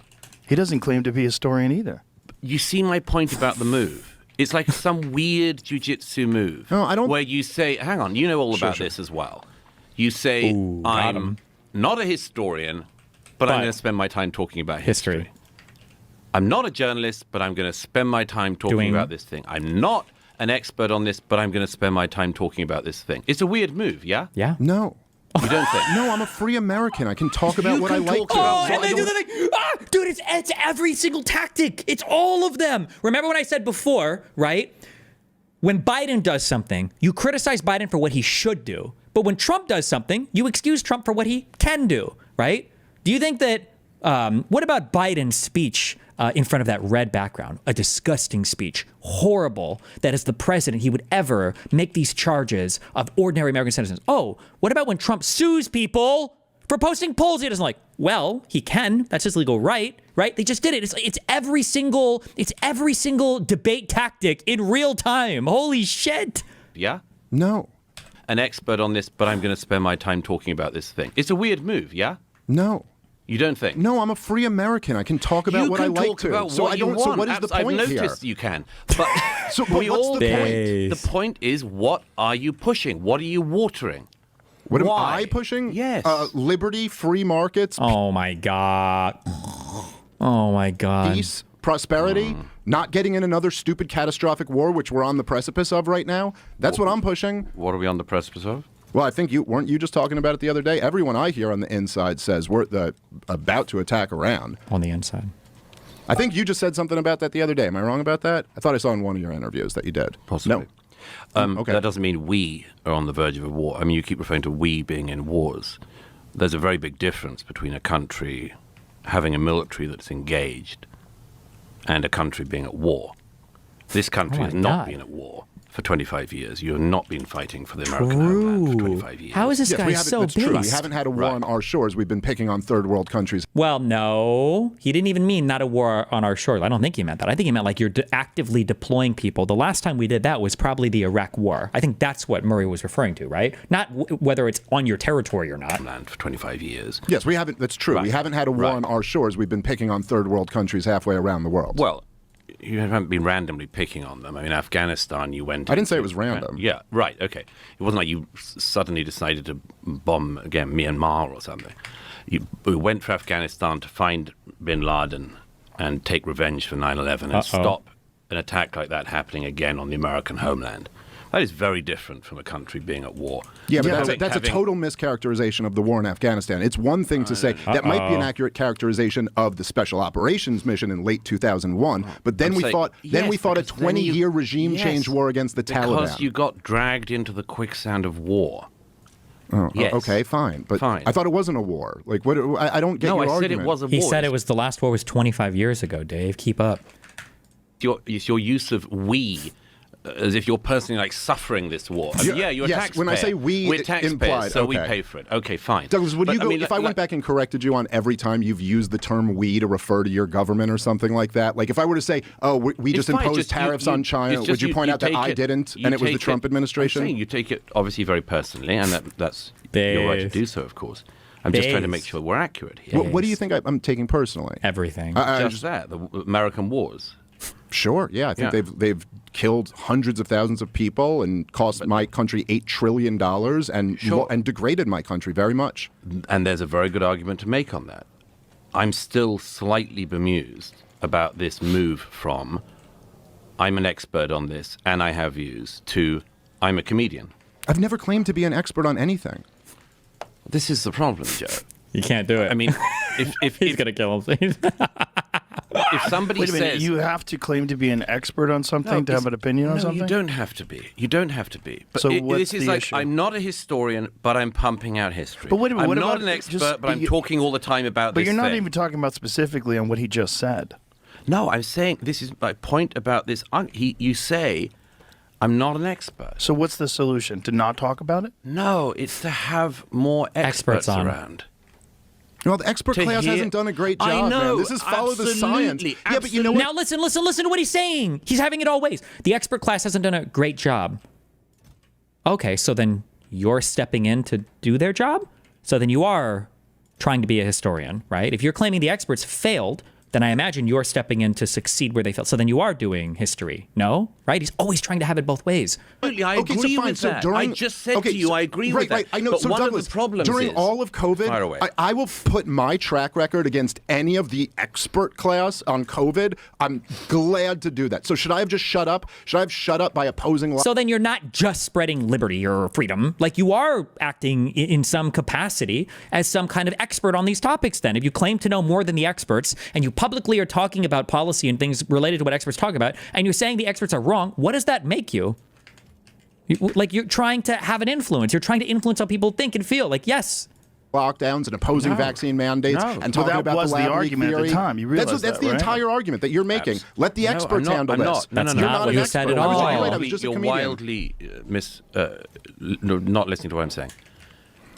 I think you have to take. I think we should agree, perhaps, on the following: that one major thing can break down in front of your eyes, or many major things. And it does not mean that every single one of the sewer gates should be lifted. True. Okay? Yeah, I get that point. Right. Joe, what? But who's going to decide? Who's going to decide what gates to lift? Who's saying it should be? I'm saying this is the chatter on what is part of our side at the moment, is that a lot of the sewer gates are being lifted, sometimes by people who know that they're doing it, sometimes by people who don't, sometimes by people who say, I don't know, I'm just throwing it out there. But at the very least, there's some damn hygiene that should be required, isn't there? What? Yeah, I'm not sure Right. exactly what you're asking, but I don't know what you even mean Just by that. that. I have no idea what that means. I don't know what the fuck you're talking about. Responsible platforming or educate? I don't know what that means. let's have a bit of hygiene on our own side, not lift every sewer gate. And when you say our own side, you mean the right wing broadly speaking? Broadly speaking, and I'm sort of funny about libertarians. I'm never quite sure. I always say I think libertarians are essentially the bisexuals of politics. They should just choose, Joe. They should choose. It's kind of... They have chosen, and they've chose conservatism. They just want everything at the buffet. That's very funny. Well, I think we want something. Freedom. I don't know. Okay, that's a weird way to put it, but I get your point. All right. Well, I mean, I don't know. Look, I mean, essentially, I just don't. Maybe there's something I'm missing here. But if your argument is that, like, you're saying I claim to be an expert, but then I have like a parachute to get out of it by being like, hey, I'm just a comedian. Yes, who's there just you saying go. this. True. But I don't think I've ever like really claimed to be an expert. I have opinions on things. Listen to what he just said. I have never claimed to be an expert. 1 minute ago, he said, I would put my entire record on COVID up against all of the experts. So you're just a layman that knows more than the experts, but you're not an expert. Like, what do you call that person? Like, if you want to invent new categories of things that we have no words for, then let's just invent a word for it then. Whatever you want to call yourself then. Like, it's such a stupid word game. But because I'm interested in these topics. Yeah, I know, but isn't it weird to go around, for instance, let's get to the last year and a half. It's a bit weird to be simultaneously saying, I'm not an expert on a conflict, and talking about it everywhere. Yeah. I don't think so. Not really. I mean, I don't know. I don't think like I don't see how you. Do can you have an talk opinion about on these things? Which things? All these things that we're talking about. Some of them, yeah. Are you an expert? I am on some, yes. On some, But but you talk not. about some that you're not an expert on. Oh my God. Listen to them trying to like needlessly or endlessly needle him on like, Jesus Christ. Right, so what should you do? What should you do if those subjects get breached? Well, I think that you educate yourself as much as you Shouldn't can. you say I'm not an expert and then give your opinion if you're in the middle of a conversation? I think it's, as I say, I think that it's a weird move to say, I'm not an expert on this, but I'm going to talk about it nonstop. I think that is strange. Listen, I will certainly concede that I am weird. So I'm not disagreeing with you. It's weird that I'm as obsessed with all this stuff as I am. I mean, like, okay, I'm a weird guy. I tell jokes at nightclubs and then get obsessed with politics and monetary policy and like, okay, fine. Epic, but I just like fundamentally disagree with this idea that, which I really do think is Anti-free quite speech. anti-democratic in spirit and quite elitist. Yeah. That there's an expert class. They can have opinions on all of these things. There is an expert class, you fucking retard, and you understand this in every other part of your life, right? When your Uncle Joe is giving you investment advice and your portfolio is negative 50%, you're like, okay, well, probably going to stop taking stock tips from Plumber Joe, okay? When you go to the hospital and your grandma shows up and she's like, I don't know why you don't just eat some ginger to cure your cancer. Why you probably listen to the doctor, who's the expert here. When you need to get your car fixed, you probably don't drive to a flower store. You probably take it to an auto mechanic. We acknowledge that there are credentials and education and training that makes you more qualified to do things in the United States. You guys are obsessing over in the world. You guys are obsessing over Elon Musk being an expert on fucking everything. And that's why Doge is so qualified to do things. You're like, come on. It's weird for any regular person who's just read about it. Not my view. Not my view. It seems like what you're saying. I conceded already. I said a long time ago that I believe much of the expert class let itself and us all down very badly. And I think that happened in foreign policy in areas. Not every area, but it happened in some areas. I think it happened with COVID in many areas. But that does not mean that it's just a free-for-all. No. There are some things we can still verify to be true and can still agree on as baseline levels of agreement in a free society. And yes, everyone is free to air their views, but it does not mean that everyone who sounds off on an issue, whether it's World War II, the war in the Middle East, the war in Ukraine, has an equally valid point of view. No. I certainly wouldn't argue. I mean, that to me is just batting down a straw man. I mean, I certainly wouldn't argue that everyone has an equally valid point of view. And I certainly wouldn't argue that there shouldn't be some standards of like who you would want to find interesting and talk to and who you wouldn't.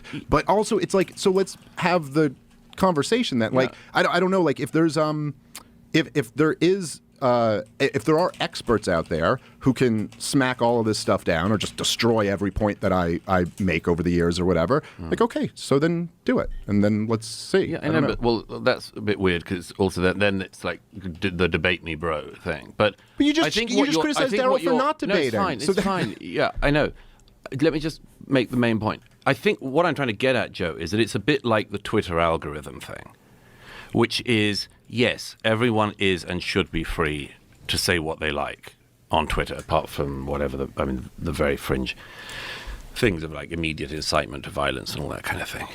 But we all know that one of the oddities of Twitter, including since Elon took over, is that what you hope is a restored marketplace of ideas ends up pushing you really crazy shit. Yes. And that is what I'm suggesting is happening on a podcast level and maybe on a wider level beyond that.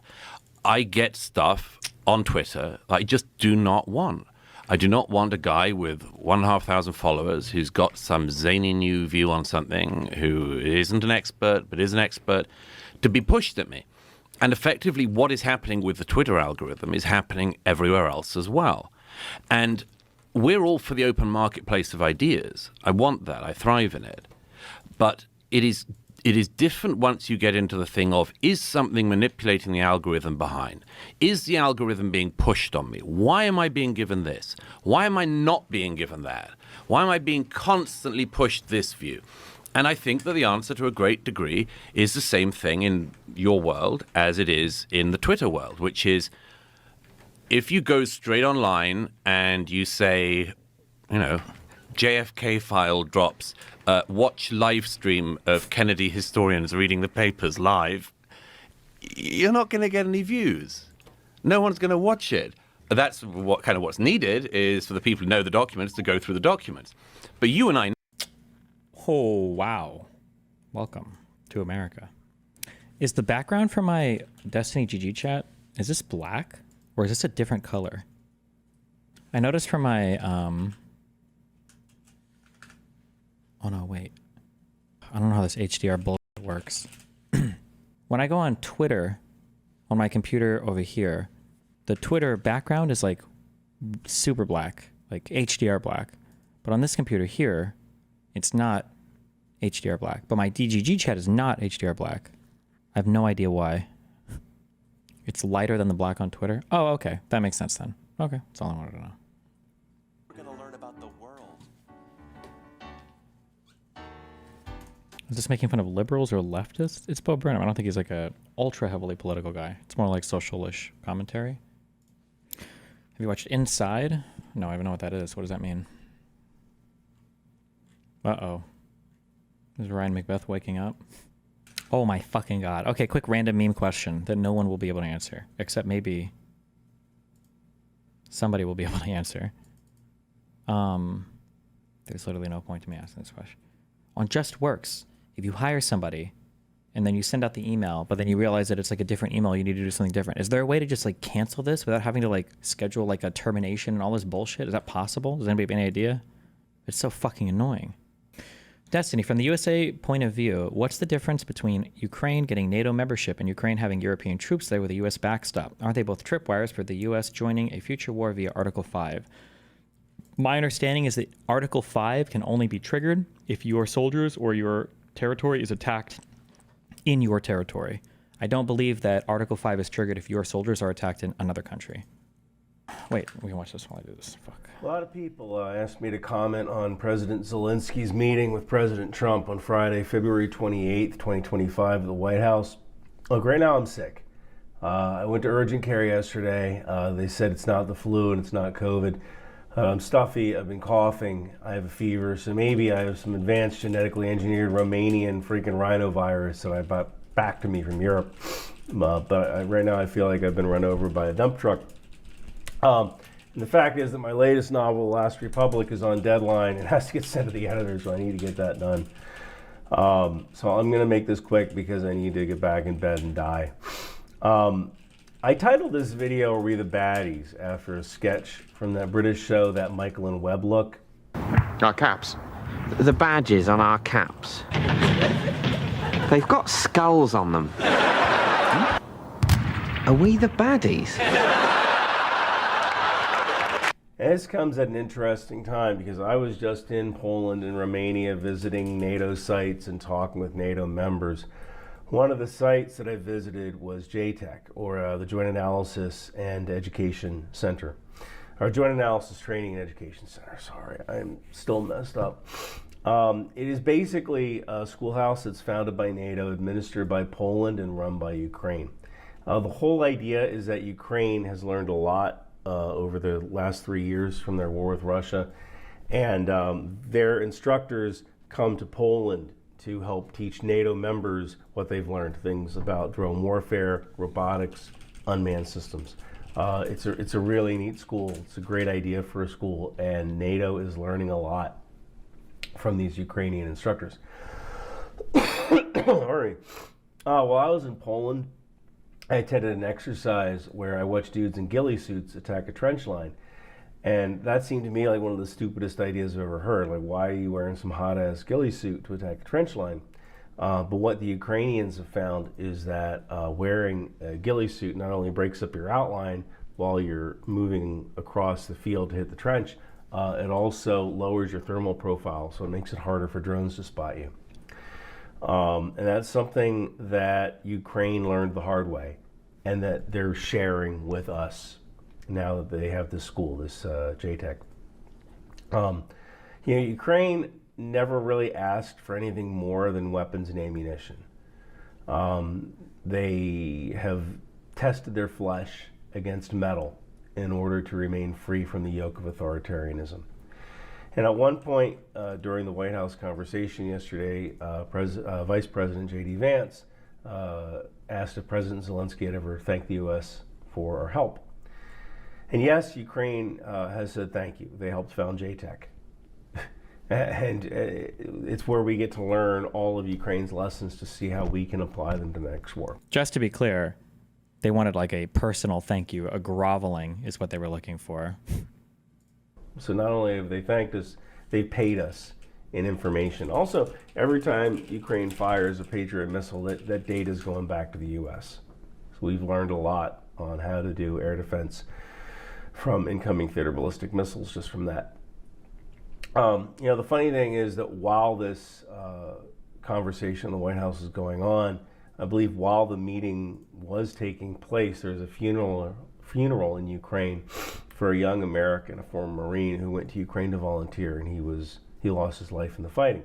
His name was Ethan Hurtreck. This is how Ukraine says thank you. The real winner in this whole exchange was Russia, who seriously can't believe its luck. I mean, when you are handing content wins to RT, formerly known as Russia Today, you probably need to reevaluate your strategy, right? Kind of the scary thing for me was that my Newsmax colleague, Carl Higbie, posted on Twitter after the exchange saying, "America is so back." And while I respect Carl Higbie, I think it's a rather short-sighted view. Mainly because if America is taking the side of Russia in a conflict, it calls into question all American aid. If America could hold back weapon systems because the president feels slighted or snubbed, or the president, the person the president's speaking to isn't doing what he wants him to do, that could put many weapons programs in danger, such as our sale of the F-35 to India. And, he's dying. It's all over, boys. The world will be a better, safer place if India has American weapon systems and with India operating the F-35. But why buy the F-35 from America if just saying the wrong thing to the president could get him to cut off your supply of parts? And I think that's the real takeaway from this interaction. If I were Australia, who just agreed to buy 3 Virginia-class submarines from the U.S. instead of buying some of France's submarines, I would seriously start taking a look at France's submarines again. I mean, yes, ours are quieter, but they come with a fondue machine. I wouldn't want to risk a major defense platform on the whims of a man who was looking for what he called good television, right? One of the things that President Trump said to President Zelensky was, "You're not winning this." And for almost 3 years, I have said there is no win. There is lose, and there is lose more. Russia isn't going to win, and Ukraine isn't going to win. Russia literally can't win, because the day the war ends is the day their economy collapses. But if America champions the cause of Russia, or even takes their side, or pursues sanction relief for Russia, then that gives Russia a soft landing and they can lose less. And that's about as close to a win as they're going to get. I think the only way Russia can lose less is if America supports Russia. America is supposed to stand for freedom and democracy, not good television. And the people of Ukraine have made it clear that they do not want to live under the control of Russia. And yet we just handed Russia a victory essentially for free.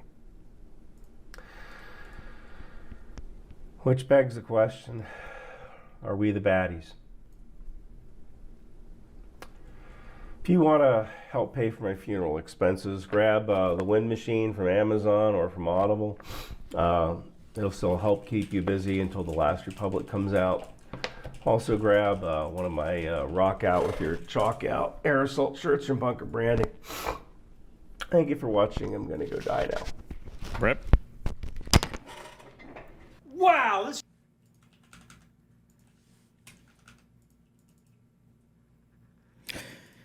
One of the challenges for the next few years is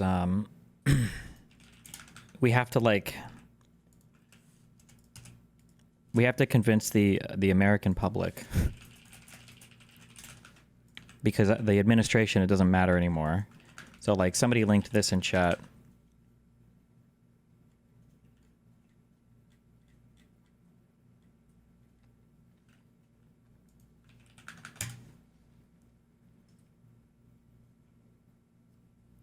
Norwegian fuel supplier cuts off U.S. Navy, urges others to join. Haltbach Bunkers. Haltbach Bunkers, a major Norwegian fuel company, has stopped refueling U.S. Navy vessels and is urging European firms to do the same. Like, for the current admin, this is just a win. Because it means, oh, cool, well, we're just not going to waste money sending our Navy anywhere. We're not going to send them anywhere, and that's fine. But I think you just have to give a bunch of W's to the current administration, and then you have to hope that the American people don't want America to just fully withdraw from the entire world stage.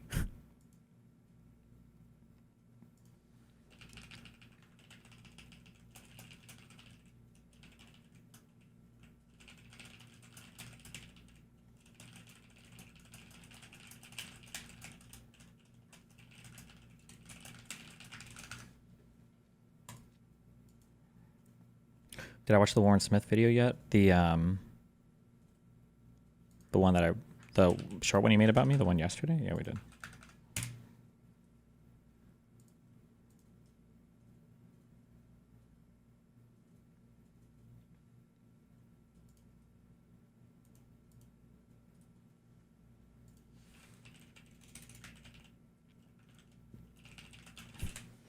He disrespected the United States of America and its cherished Oval Office. He can come back when he's ready for peace.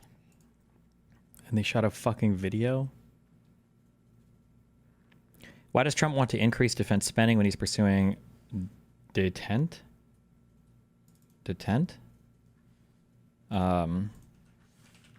With China and Russia?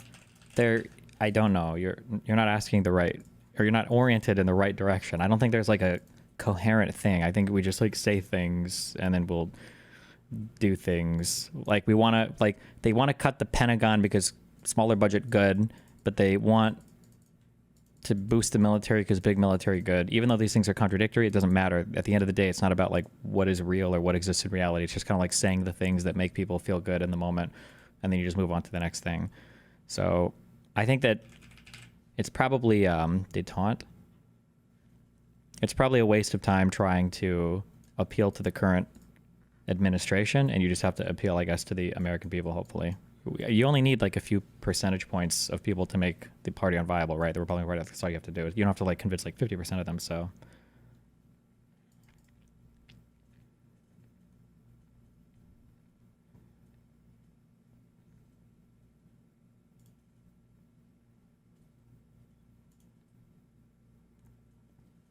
Are you aware of JIT versus AOT compilers? Yeah, but I don't think anybody really uses JIT anymore. The AOT ones are just way more, they're just easier to deploy across an entire network, I think, and have everybody, I don't even know what those mean. Attack on Titan versus JIT. I don't know what either of that is.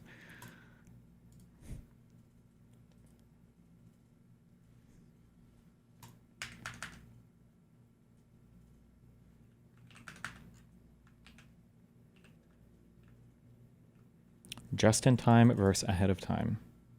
Okay. But convincing the general public means going against all news everywhere at this point. True. We need state governors to step the fuck up. Where's Gavin Newsom? Yeah, I don't know, man. There's a lot of like big things that have to change, and I just don't see. I don't even know if the will to change some of these things exists, so it's hard. Like, I think that Democrats, but like this is so hard because they love this messaging so much, or at least the ones that I see are the progressive. The Democrats need to drop all the weird shit about like the billionaires and the donors. Like, it's not time to cut potential funders out of the party that might align with you in interests. Like, it's so stupid, the fixation on that. And the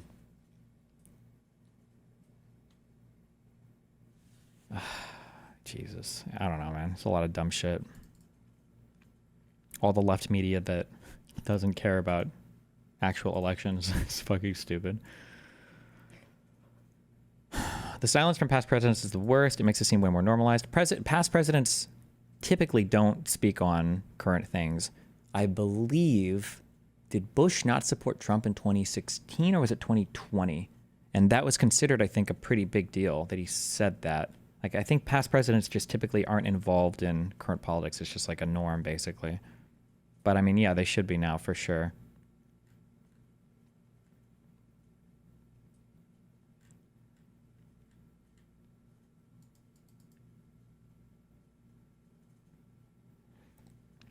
Deepak interviewed top 10 congressmen and senators the past 2 weeks, Raskin, Warren, etc., and literally none of them have a fucking path forward.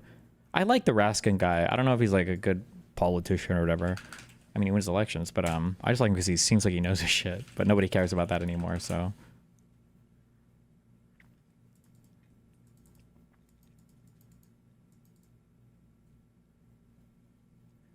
To be fair, Trump did win on that populism shit. It makes sense why leftists want their own populist message. Maybe a little. I don't know why the right is more, but it's more than just the populism though. It's all the crazy shit on top of it.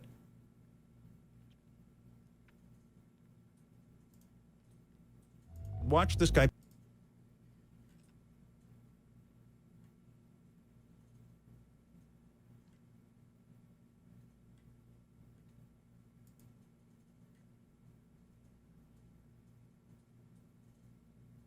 How long ago was his interview with Raskin? I'm just curious. Because we watched Brian Tyler Cohen interview him.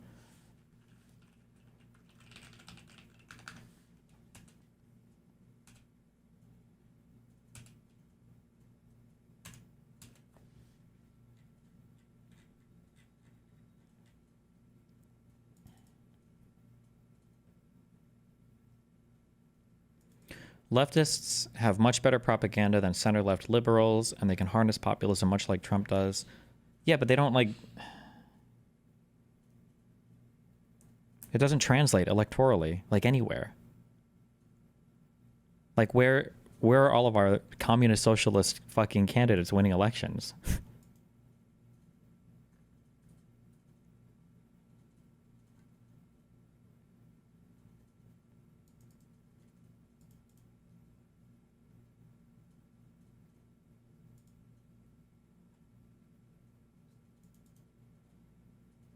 I think countering the Putin just wants peace narrative is an important one. Maybe going over all the different peace agreements that he's brought. But these people don't care about the facts. That's the difficult thing. Like, what do I, like, every time it's like, oh, well, we just need to show them all of these things in the past. Like, they won't believe in any of it, right?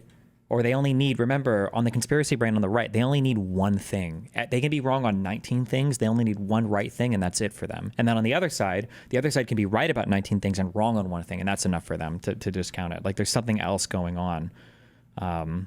Yeah.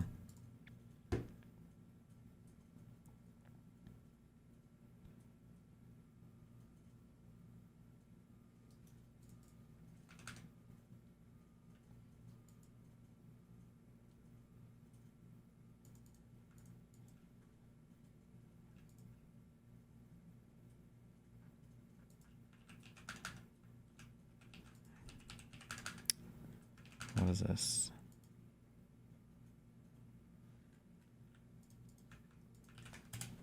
A man charged with capital murder of a Texas police officer has been released on bond. The first time someone has been released with such serious charges in over 20 years. Now a Texas judge is facing blowback after setting bond for the second suspect charged in the case. Unfortunately, Judge Hillary Unger is a rogue judge and notorious for releasing repeat offenders who go out and kill other members of our community. We've got to stop these rogue judges. I was attacked as DA for fighting against this type of activity by our local judges. Right now, we appear to have a DA that's complacent and okay with it. Here to help us look at this rogue judge's record is Fraternal Order of Police National Vice President and current Houston police officer, Joe Gamaldi. Thank you for joining us, officer. So just help us break this down for us, because it's kind of mind-boggling to think that a judge would grant bail to someone who's accused of killing a cop. Yeah, well, let's be clear. This judge is an absolute disgrace, and she doesn't even deserve to be called a judge. She's just an activist masquerading as one. I mean, to allow these two dirtbags who are charged with viciously ambushing and shooting Deputy Escada over 41 times to make sure they finish the job. I mean, to give these individuals bond is unconscionable. I've never seen anything like it in my 20 years in law enforcement. But as shocking as it is completely on brand for this so-called judge who has made a habit out of letting cold-blooded murderers walk out of her courtroom. She let another monster out on a murder bond who went on to rob a 71-year-old woman and murder her by... But along with so many others are on Judge Unger's hands. If she had a shred of integrity, which I assure you she does not, she would resign in shame for this. So when this case came up and you realized that this accused cop killer had been granted parole, you already knew Judge Hillary Unger? You knew her reputation? Yeah, everyone is familiar with Judge Unger here in Harris County because she has made a habit of letting violent criminals out over and over again, and it completely erodes the trust that law enforcement has in the criminal justice system. What is the Houston Chronicle? Can't you have to subscribe? Come on, seriously?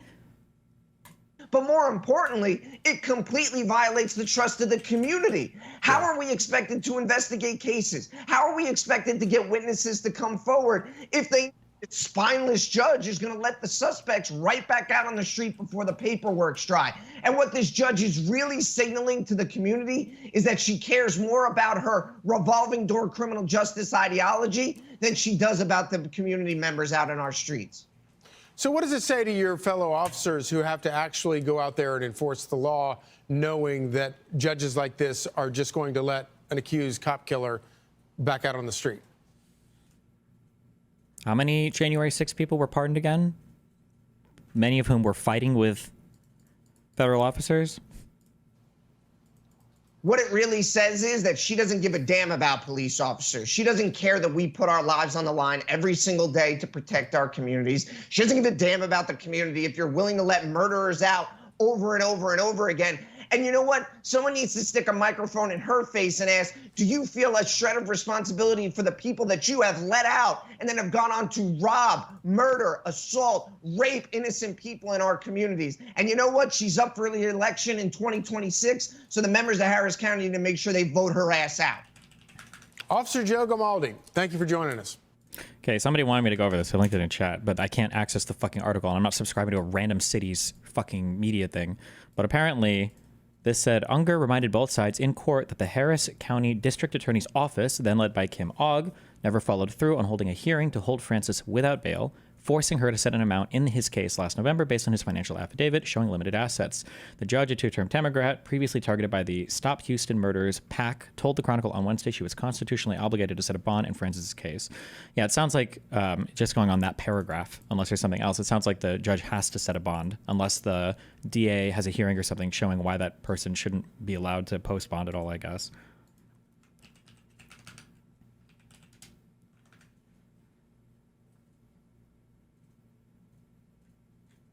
Wait, this says Judge Hillary Unger declined a no bond request from the former district attorney.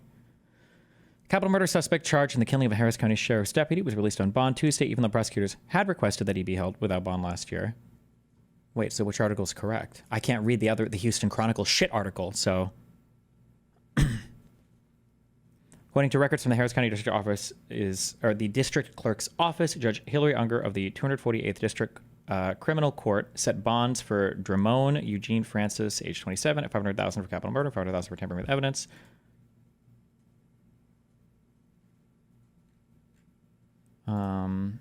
One of two suspects in this murder. Both Palmer and Francis were charged with capital murder. Palmer is being held without bond.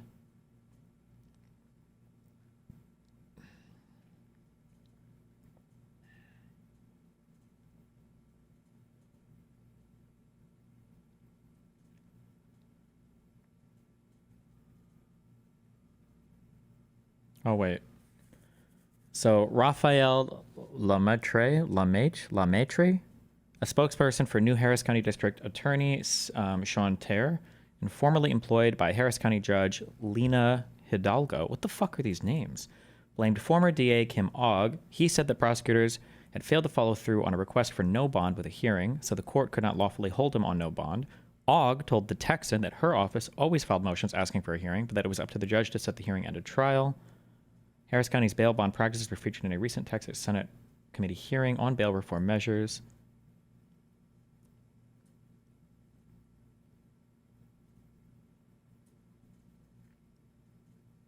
Jesus. Hoffman cited research indicating that since 2021, so it's like 3-4 years, there had been 162 homicide cases filed in the county for which the defendant was out on bond. That's pretty wild if that's true. Jesus. Christ.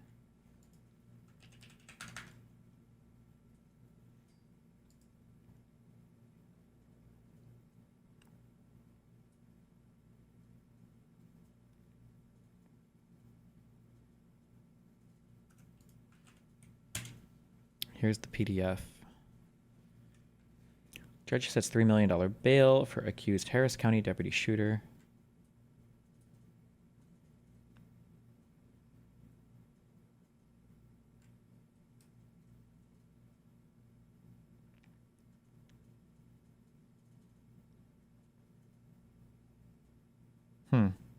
Well, I feel like the DA can probably request a hearing, and then it's up to the court to schedule it. I don't know if the judge schedules things or if there are other people that do it, but I don't know I don't know whose fault it is. I guess you'd have to just post receipts.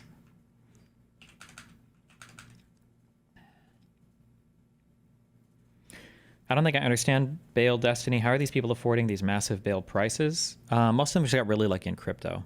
Or they go to a bail bondsman where you can post a percentage of bail and then they loan you basically the money to post bail to the courthouse, yeah.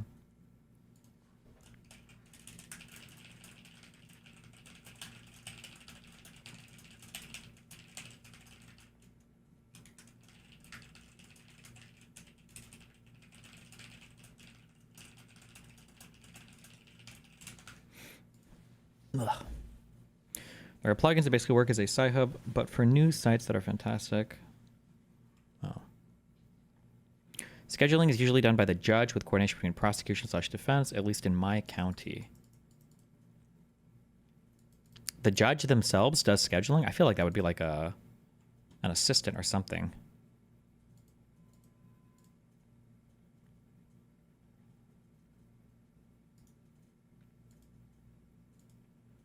Didn't conservative judges keep saying that norms and decorum are so important for the judicial branch? Exactly, because that branch holds no way to enforce its will. Do you think they will come out and defend the branch's authority, or will they roll over? Huh, good one. What is the what's our next deadline for this TRO shit?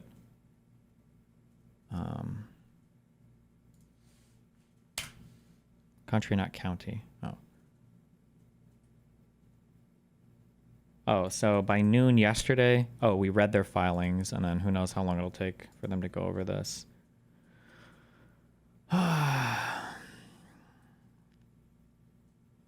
March 10th.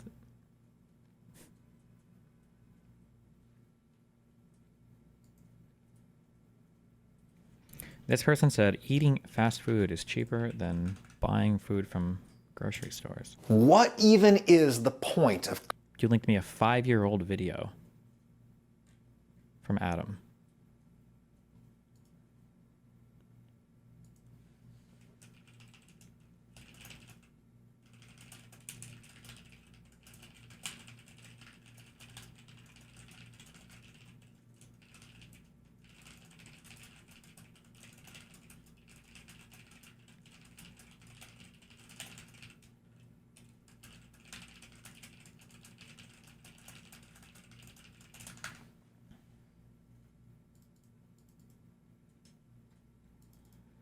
If the Supreme Court blocks the TRO, I just don't know why you would follow any law in this country. I don't know why the fuck you would ever do anything. Well, as long as you're being loyal to Trump. Like, if you're going to commit crime or do something, you should just wear a MAGA hat, right? Cooking at home. This has been a non-question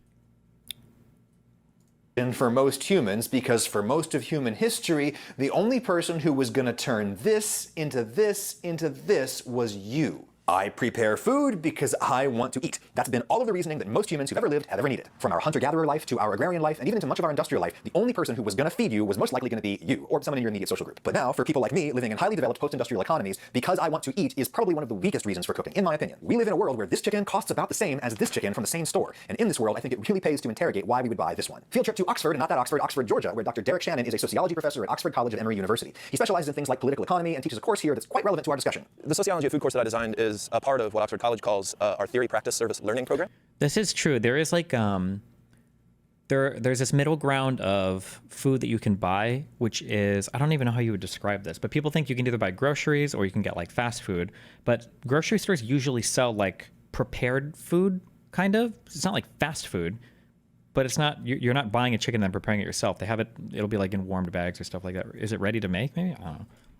Part of what my students do is work here on Oxford's organic farm. Look at this place. Even in the middle of February, it's beautiful. The apple trees over here are blooming. They've got all these garlic and onions and cabbage going. But anyway, if you ask Dr. Shannon what's the point of cooking at home these days, the first thing he says is, because it's an enjoyable and desirable activity. Some people like cooking, just like some people like knitting, and you can go buy a sweater for cheaper than the materials that it might take. Indeed, the first good reason for cooking at Also, did he ever comment on these old videos? Why is his lighting so insane? Holy shit. Home is because it's fun. This is, in my view, an unassailable reason for doing anything that isn't particularly harmful to others or particularly harmful to your long-term fun-having capacity. I recently put out a recipe for French macaroons in which I encouraged people to loosen their expectations about how these things should look. If you just care about how they taste and leave the cosmetics up to fate, they become as easy to make as they are delicious. But if you derive pleasure from working to create cosmetically perfect macaroons, I think that's great. You have my blessing, not that you asked for it. My argument is only this. If it's making you miserable to try to create perfectly round, smooth domes with perfect little ruffled feet, then stop. Make the ugly ones or buy the beautiful ones. Also, maybe try to think a little bit more critically about whether the things that you do really do make you happy. This is something I try really hard to do, especially with regard to my creative work. Am I struggling to make this thing because I enjoy the challenge? Good reason. Am I struggling to make this thing because I'll learn something valuable from the struggle? Good reason. Part of the reason I spent so much time and effort trying to recreate the New York-style pizza from my youth was pure curiosity. I wanted to understand on a tactile level what makes that stuff taste the way it does. Am I working to make this thing because the end product will give me joy? Good reason. I think this chicken tastes way better than this chicken. Am I going through hell to make this thing because someone will give me money for it at the end? You gotta get paid, son. Am I slaving over this thing because it will make someone else happy? Really good reason. Maybe the best reason. Am I killing myself on this thing because I think it will impress someone? Not such a good reason, in my opinion. Look, this is a conversation about the meaning of life we're having here, so reasonable people are going to disagree. But in my view, cooking should be about nourishing and nurturing people, including yourself. It should be about giving people pleasure, including yourself. And while you might be able to make yourself happy by dazzling people with your skills, I would question whether that's in the interest of your long-term happiness or maybe your deeper, more meaningful happiness. And I would definitely wonder if it might be pleasure that you're taking at someone else's expense. This phenomenon was brilliantly crystallized in the 2010 South Park episode, Cream Fraiche. I can't play too much of it for you without angering the copyright gods, but you should go watch it. The Hulu link is in the description. Every time you watch cooking shows, you stay up all night trying to copy what they made. Well, I'm sorry if there's something wrong with me helping out with the cooking. Can I have a Pop-Tart?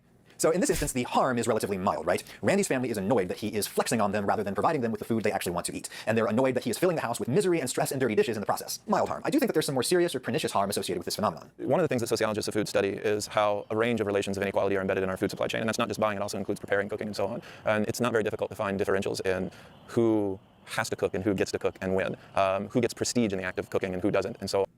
My little brother is an RFK fan now and only eats steak and drinks raw milk all day. What do I do? I mean, it's hard, but ideally, if you live out in the country,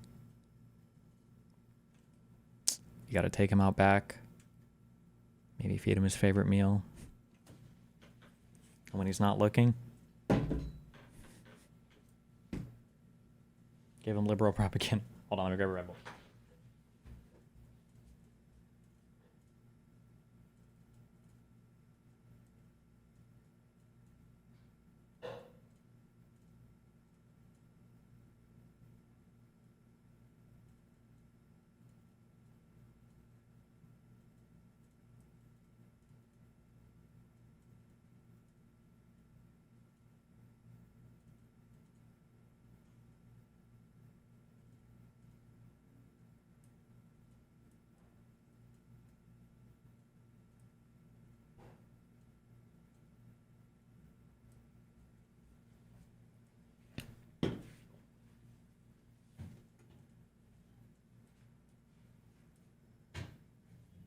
Fuck, it gets cold in this room.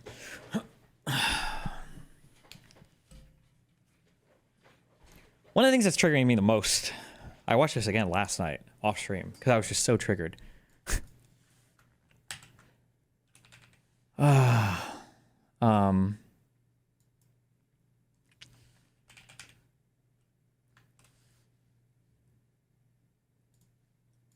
Over Elon Musk.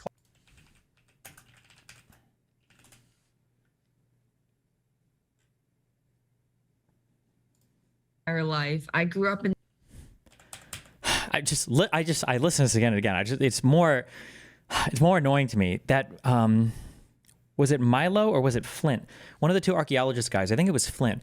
He brought up this idea, and it's been growing in my mind. It's this concept of forbidden knowledge that Because of health issues. people like act when people will say something and they'll be like, "Yeah, so my sometimes my zipper when I zip up my jacket, sometimes it's really hard to like start it like at the very bottom, like it gets stuck and it's so annoying, and you're not allowed to talk about this." I'm like, what do you mean you're not allowed to talk about this? What? What do you mean? What are you talking about? One of the guys did it on Joe Rogan. Was it Brett Weinstein or was it somebody else? Where they were like, yeah, the only time I was sick, or was it JD Vance? Who was it? He was like, the only time I got real sick was when I got the booster, and they don't tell you that. And it's like, what? Every doctor, every single person in society was talking about how like, ooh, the booster, that's rough. The booster is rougher than the first vax. The booster is rougher than getting some of the variant. Every single person in the country was talking about that. What do you mean they don't allow you to talk about this? I'm sorry. I went back and I listened to this lady's story, and it's just like, this is just unbelievable to me. So she's 34 years old. Okay. Something that happened to me over the course of this past decade. I was put on birth control in 2018. So when she was what, like 28 years old, she got on birth control. Okay, 28 years old. Because of health issues. Because of health issues, okay. And it completely upended my life. Why did you keep taking it? No one is forcing you. You're an adult. When she first told the story, I was thinking like, okay, maybe they gave it to her when she was 15 and she was too dumb to stop. It was giving her back, whatever. 28 years old. How so? I really never said this before, but it's really had such a traumatic and tremendous impact on my thinking. I feel like I wasted 5 years of my life because I was on birth control. You were an adult, and not like an adult like 18, 19. You were like in your late 20s. Why didn't you just stop taking it? And when I decided to come off it in May 2023, I felt like I reclaimed my life. Why is this so dramatic? Well, how did you decide? Did you escape the man force feeding you every morning? And realize that conservatives were right about birth control. Oh, and then I love that conservatives were right. Oh, so birth control is an evil, malicious thing that's being force fed to children in order to turn them into premature fuck machines. Because that's basically like the conservative talking point when it comes to birth control. So they were right because at 27 or 28, a doctor recommended you birth control and you took it and you were too stupid to stop taking it when you had bad reactions to it. Okay. It completely hijacks your hormones. It makes you extremely anxious. And I would just expect it to just take it without question. I tried to express my concerns to my doctor, but she was living in this liberal ideology where you could just medicate yourself to recovery. But now that I've been off it for 2 years, I feel like I'm a new woman. I finally have full control over my mind. And I'm finally free to be who I am without being shackled. So Lindy. I'm sorry. This story is going to live in my mind for way too long. I watched this like 2-3 times again last night. I'm trying to think of how many but the reality is, and then at the end, I always come back to this like, oh, this is all like bullshit. This is all fake bullshit. Fuck. So I don't know what I'm even thinking about. Am I thinking of like the listener? Does nobody think about these stories? Like, what am I listening to right now? Or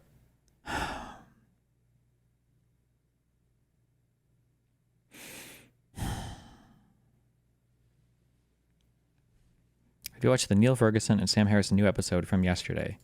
No.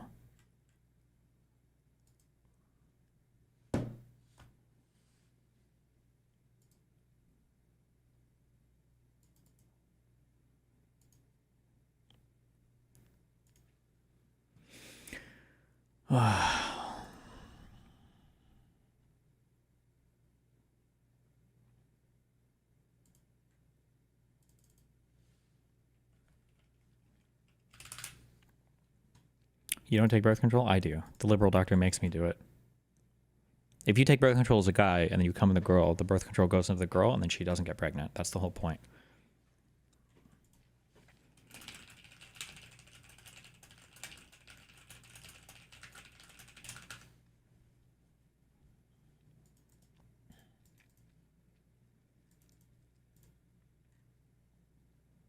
Do you think IQ or EQ is more important? I don't even know if EQ is a real thing. It feels like a meme thing. Theo Vaughn deleted his post shitting on Zelensky. Good sign? Is it? He probably just got some pushback and stopped, but the fact that he even has that opinion is fucking crazy.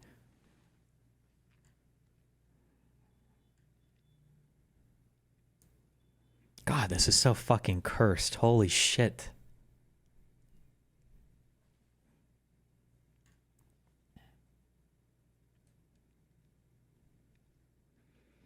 This was... What if Putin breaks the ceasefire? Whoa! What if a bomb drops on your head? Like, what a crazy, stupid...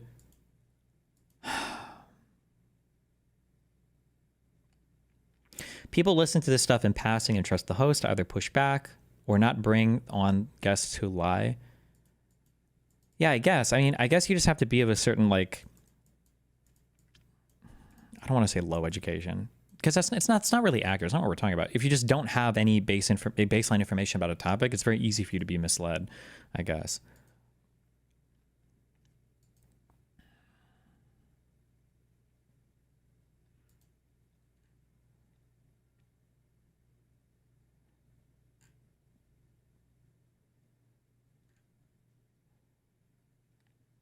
When you see JD Vance's tweets and full understand why his mom traded him for some perk 30s. Was his mom a crackhead or something?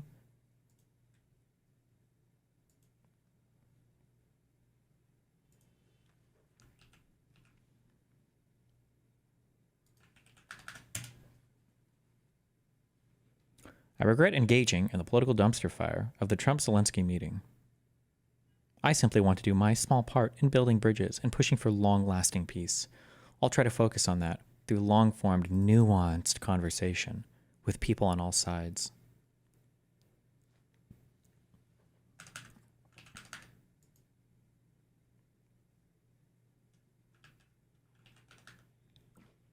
Every day, I go to bed, every night, praying for the deep state to save us. Please, deep state, where are you? Please, please, deep state, where are you at? Come, please.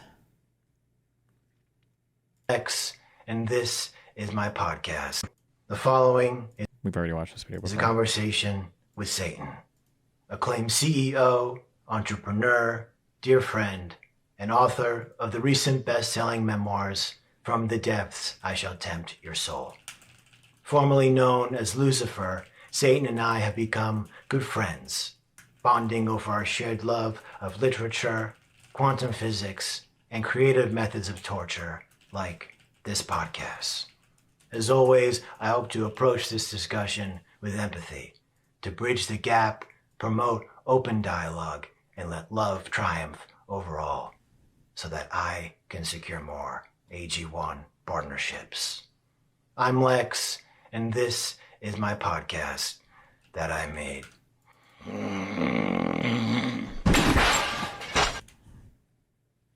I'll start talking.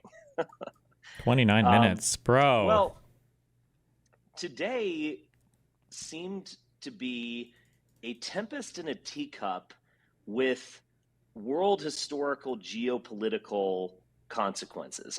That seems like a contradiction in terms in many ways, but I think...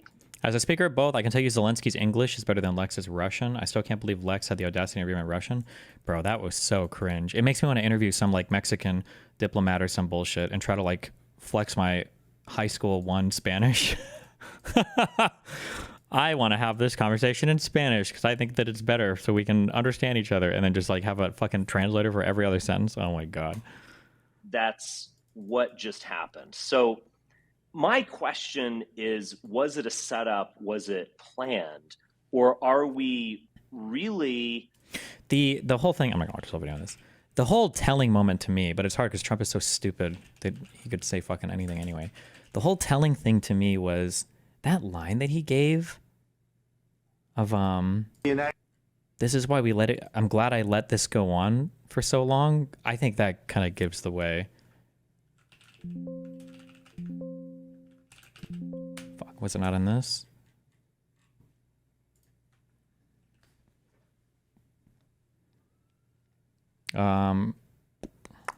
The United States of Can America. I reiterate for the 7 millionth time, although it doesn't matter and I'm just a boomer screaming into the wind, how much I hate searching on the internet these days. We have all the advanced technology and so much shit. 10 years ago, if I would have searched for like Trump Zelensky interview or whatever, or meeting, I would have gotten the full video and like my top 5 results. Okay, here we get this. I just needed one more word, I guess. And now it's like clips and all this other stupid shit and what the and reactions and fucking Christ. But okay, we needed to add meeting here, I guess. All the LLMs and AI in the world couldn't figure out what I was looking for. Thank you.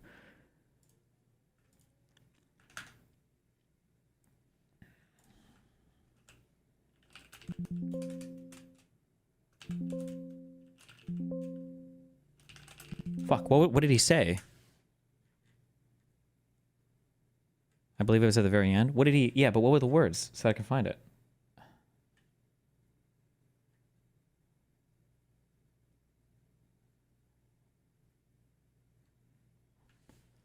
Yeah, I thought it was like glad. I'm glad I let this go on.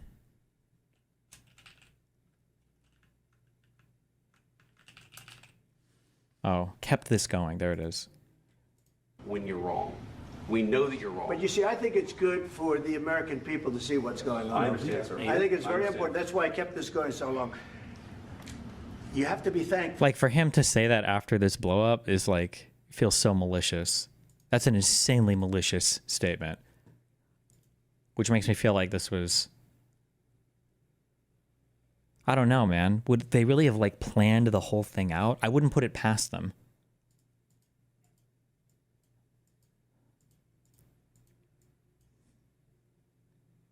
With the world, and I want to get this thing over with. You see the hatred he's got for Putin. It's very tough for me to make a deal with that kind of hate. He's got tremendous hatred, and I understand that, but I can tell you the other side is exactly in love with, you know.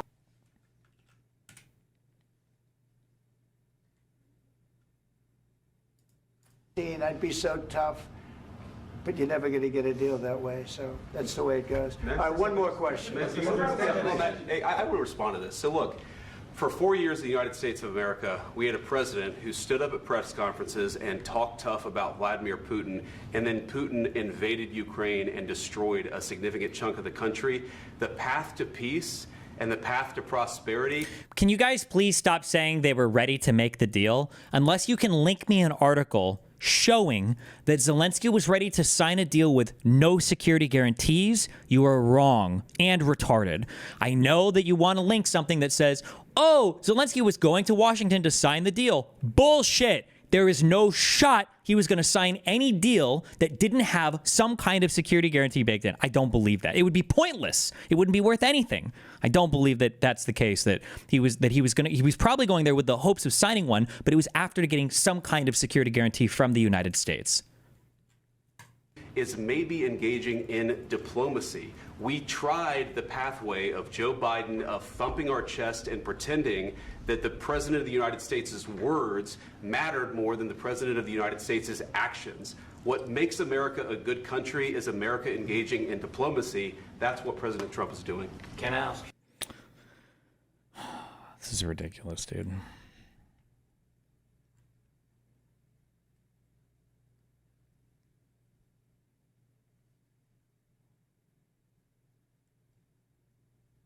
It's nice to finally have some transparency.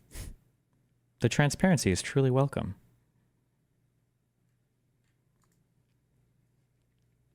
What do you think explains the liberal media refusing to hold Trump accountable? I think that, I don't know. I think that they're still a little bit traumatized from being accused of like having Trump derangement syndrome over and over again.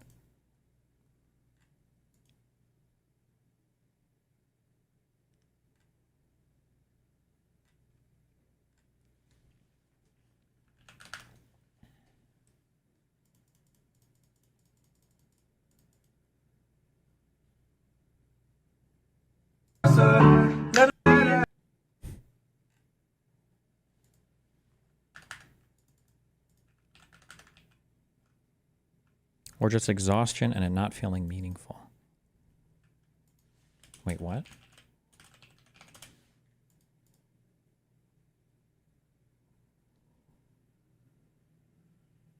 You should watch that Sam Harris video. The other dude's takes are crazy. Does he post it on YouTube? I guess it's pretty simple. Putin helped plan it out, got some questions that would trigger him, then told him to let him cook and seemed ungrateful.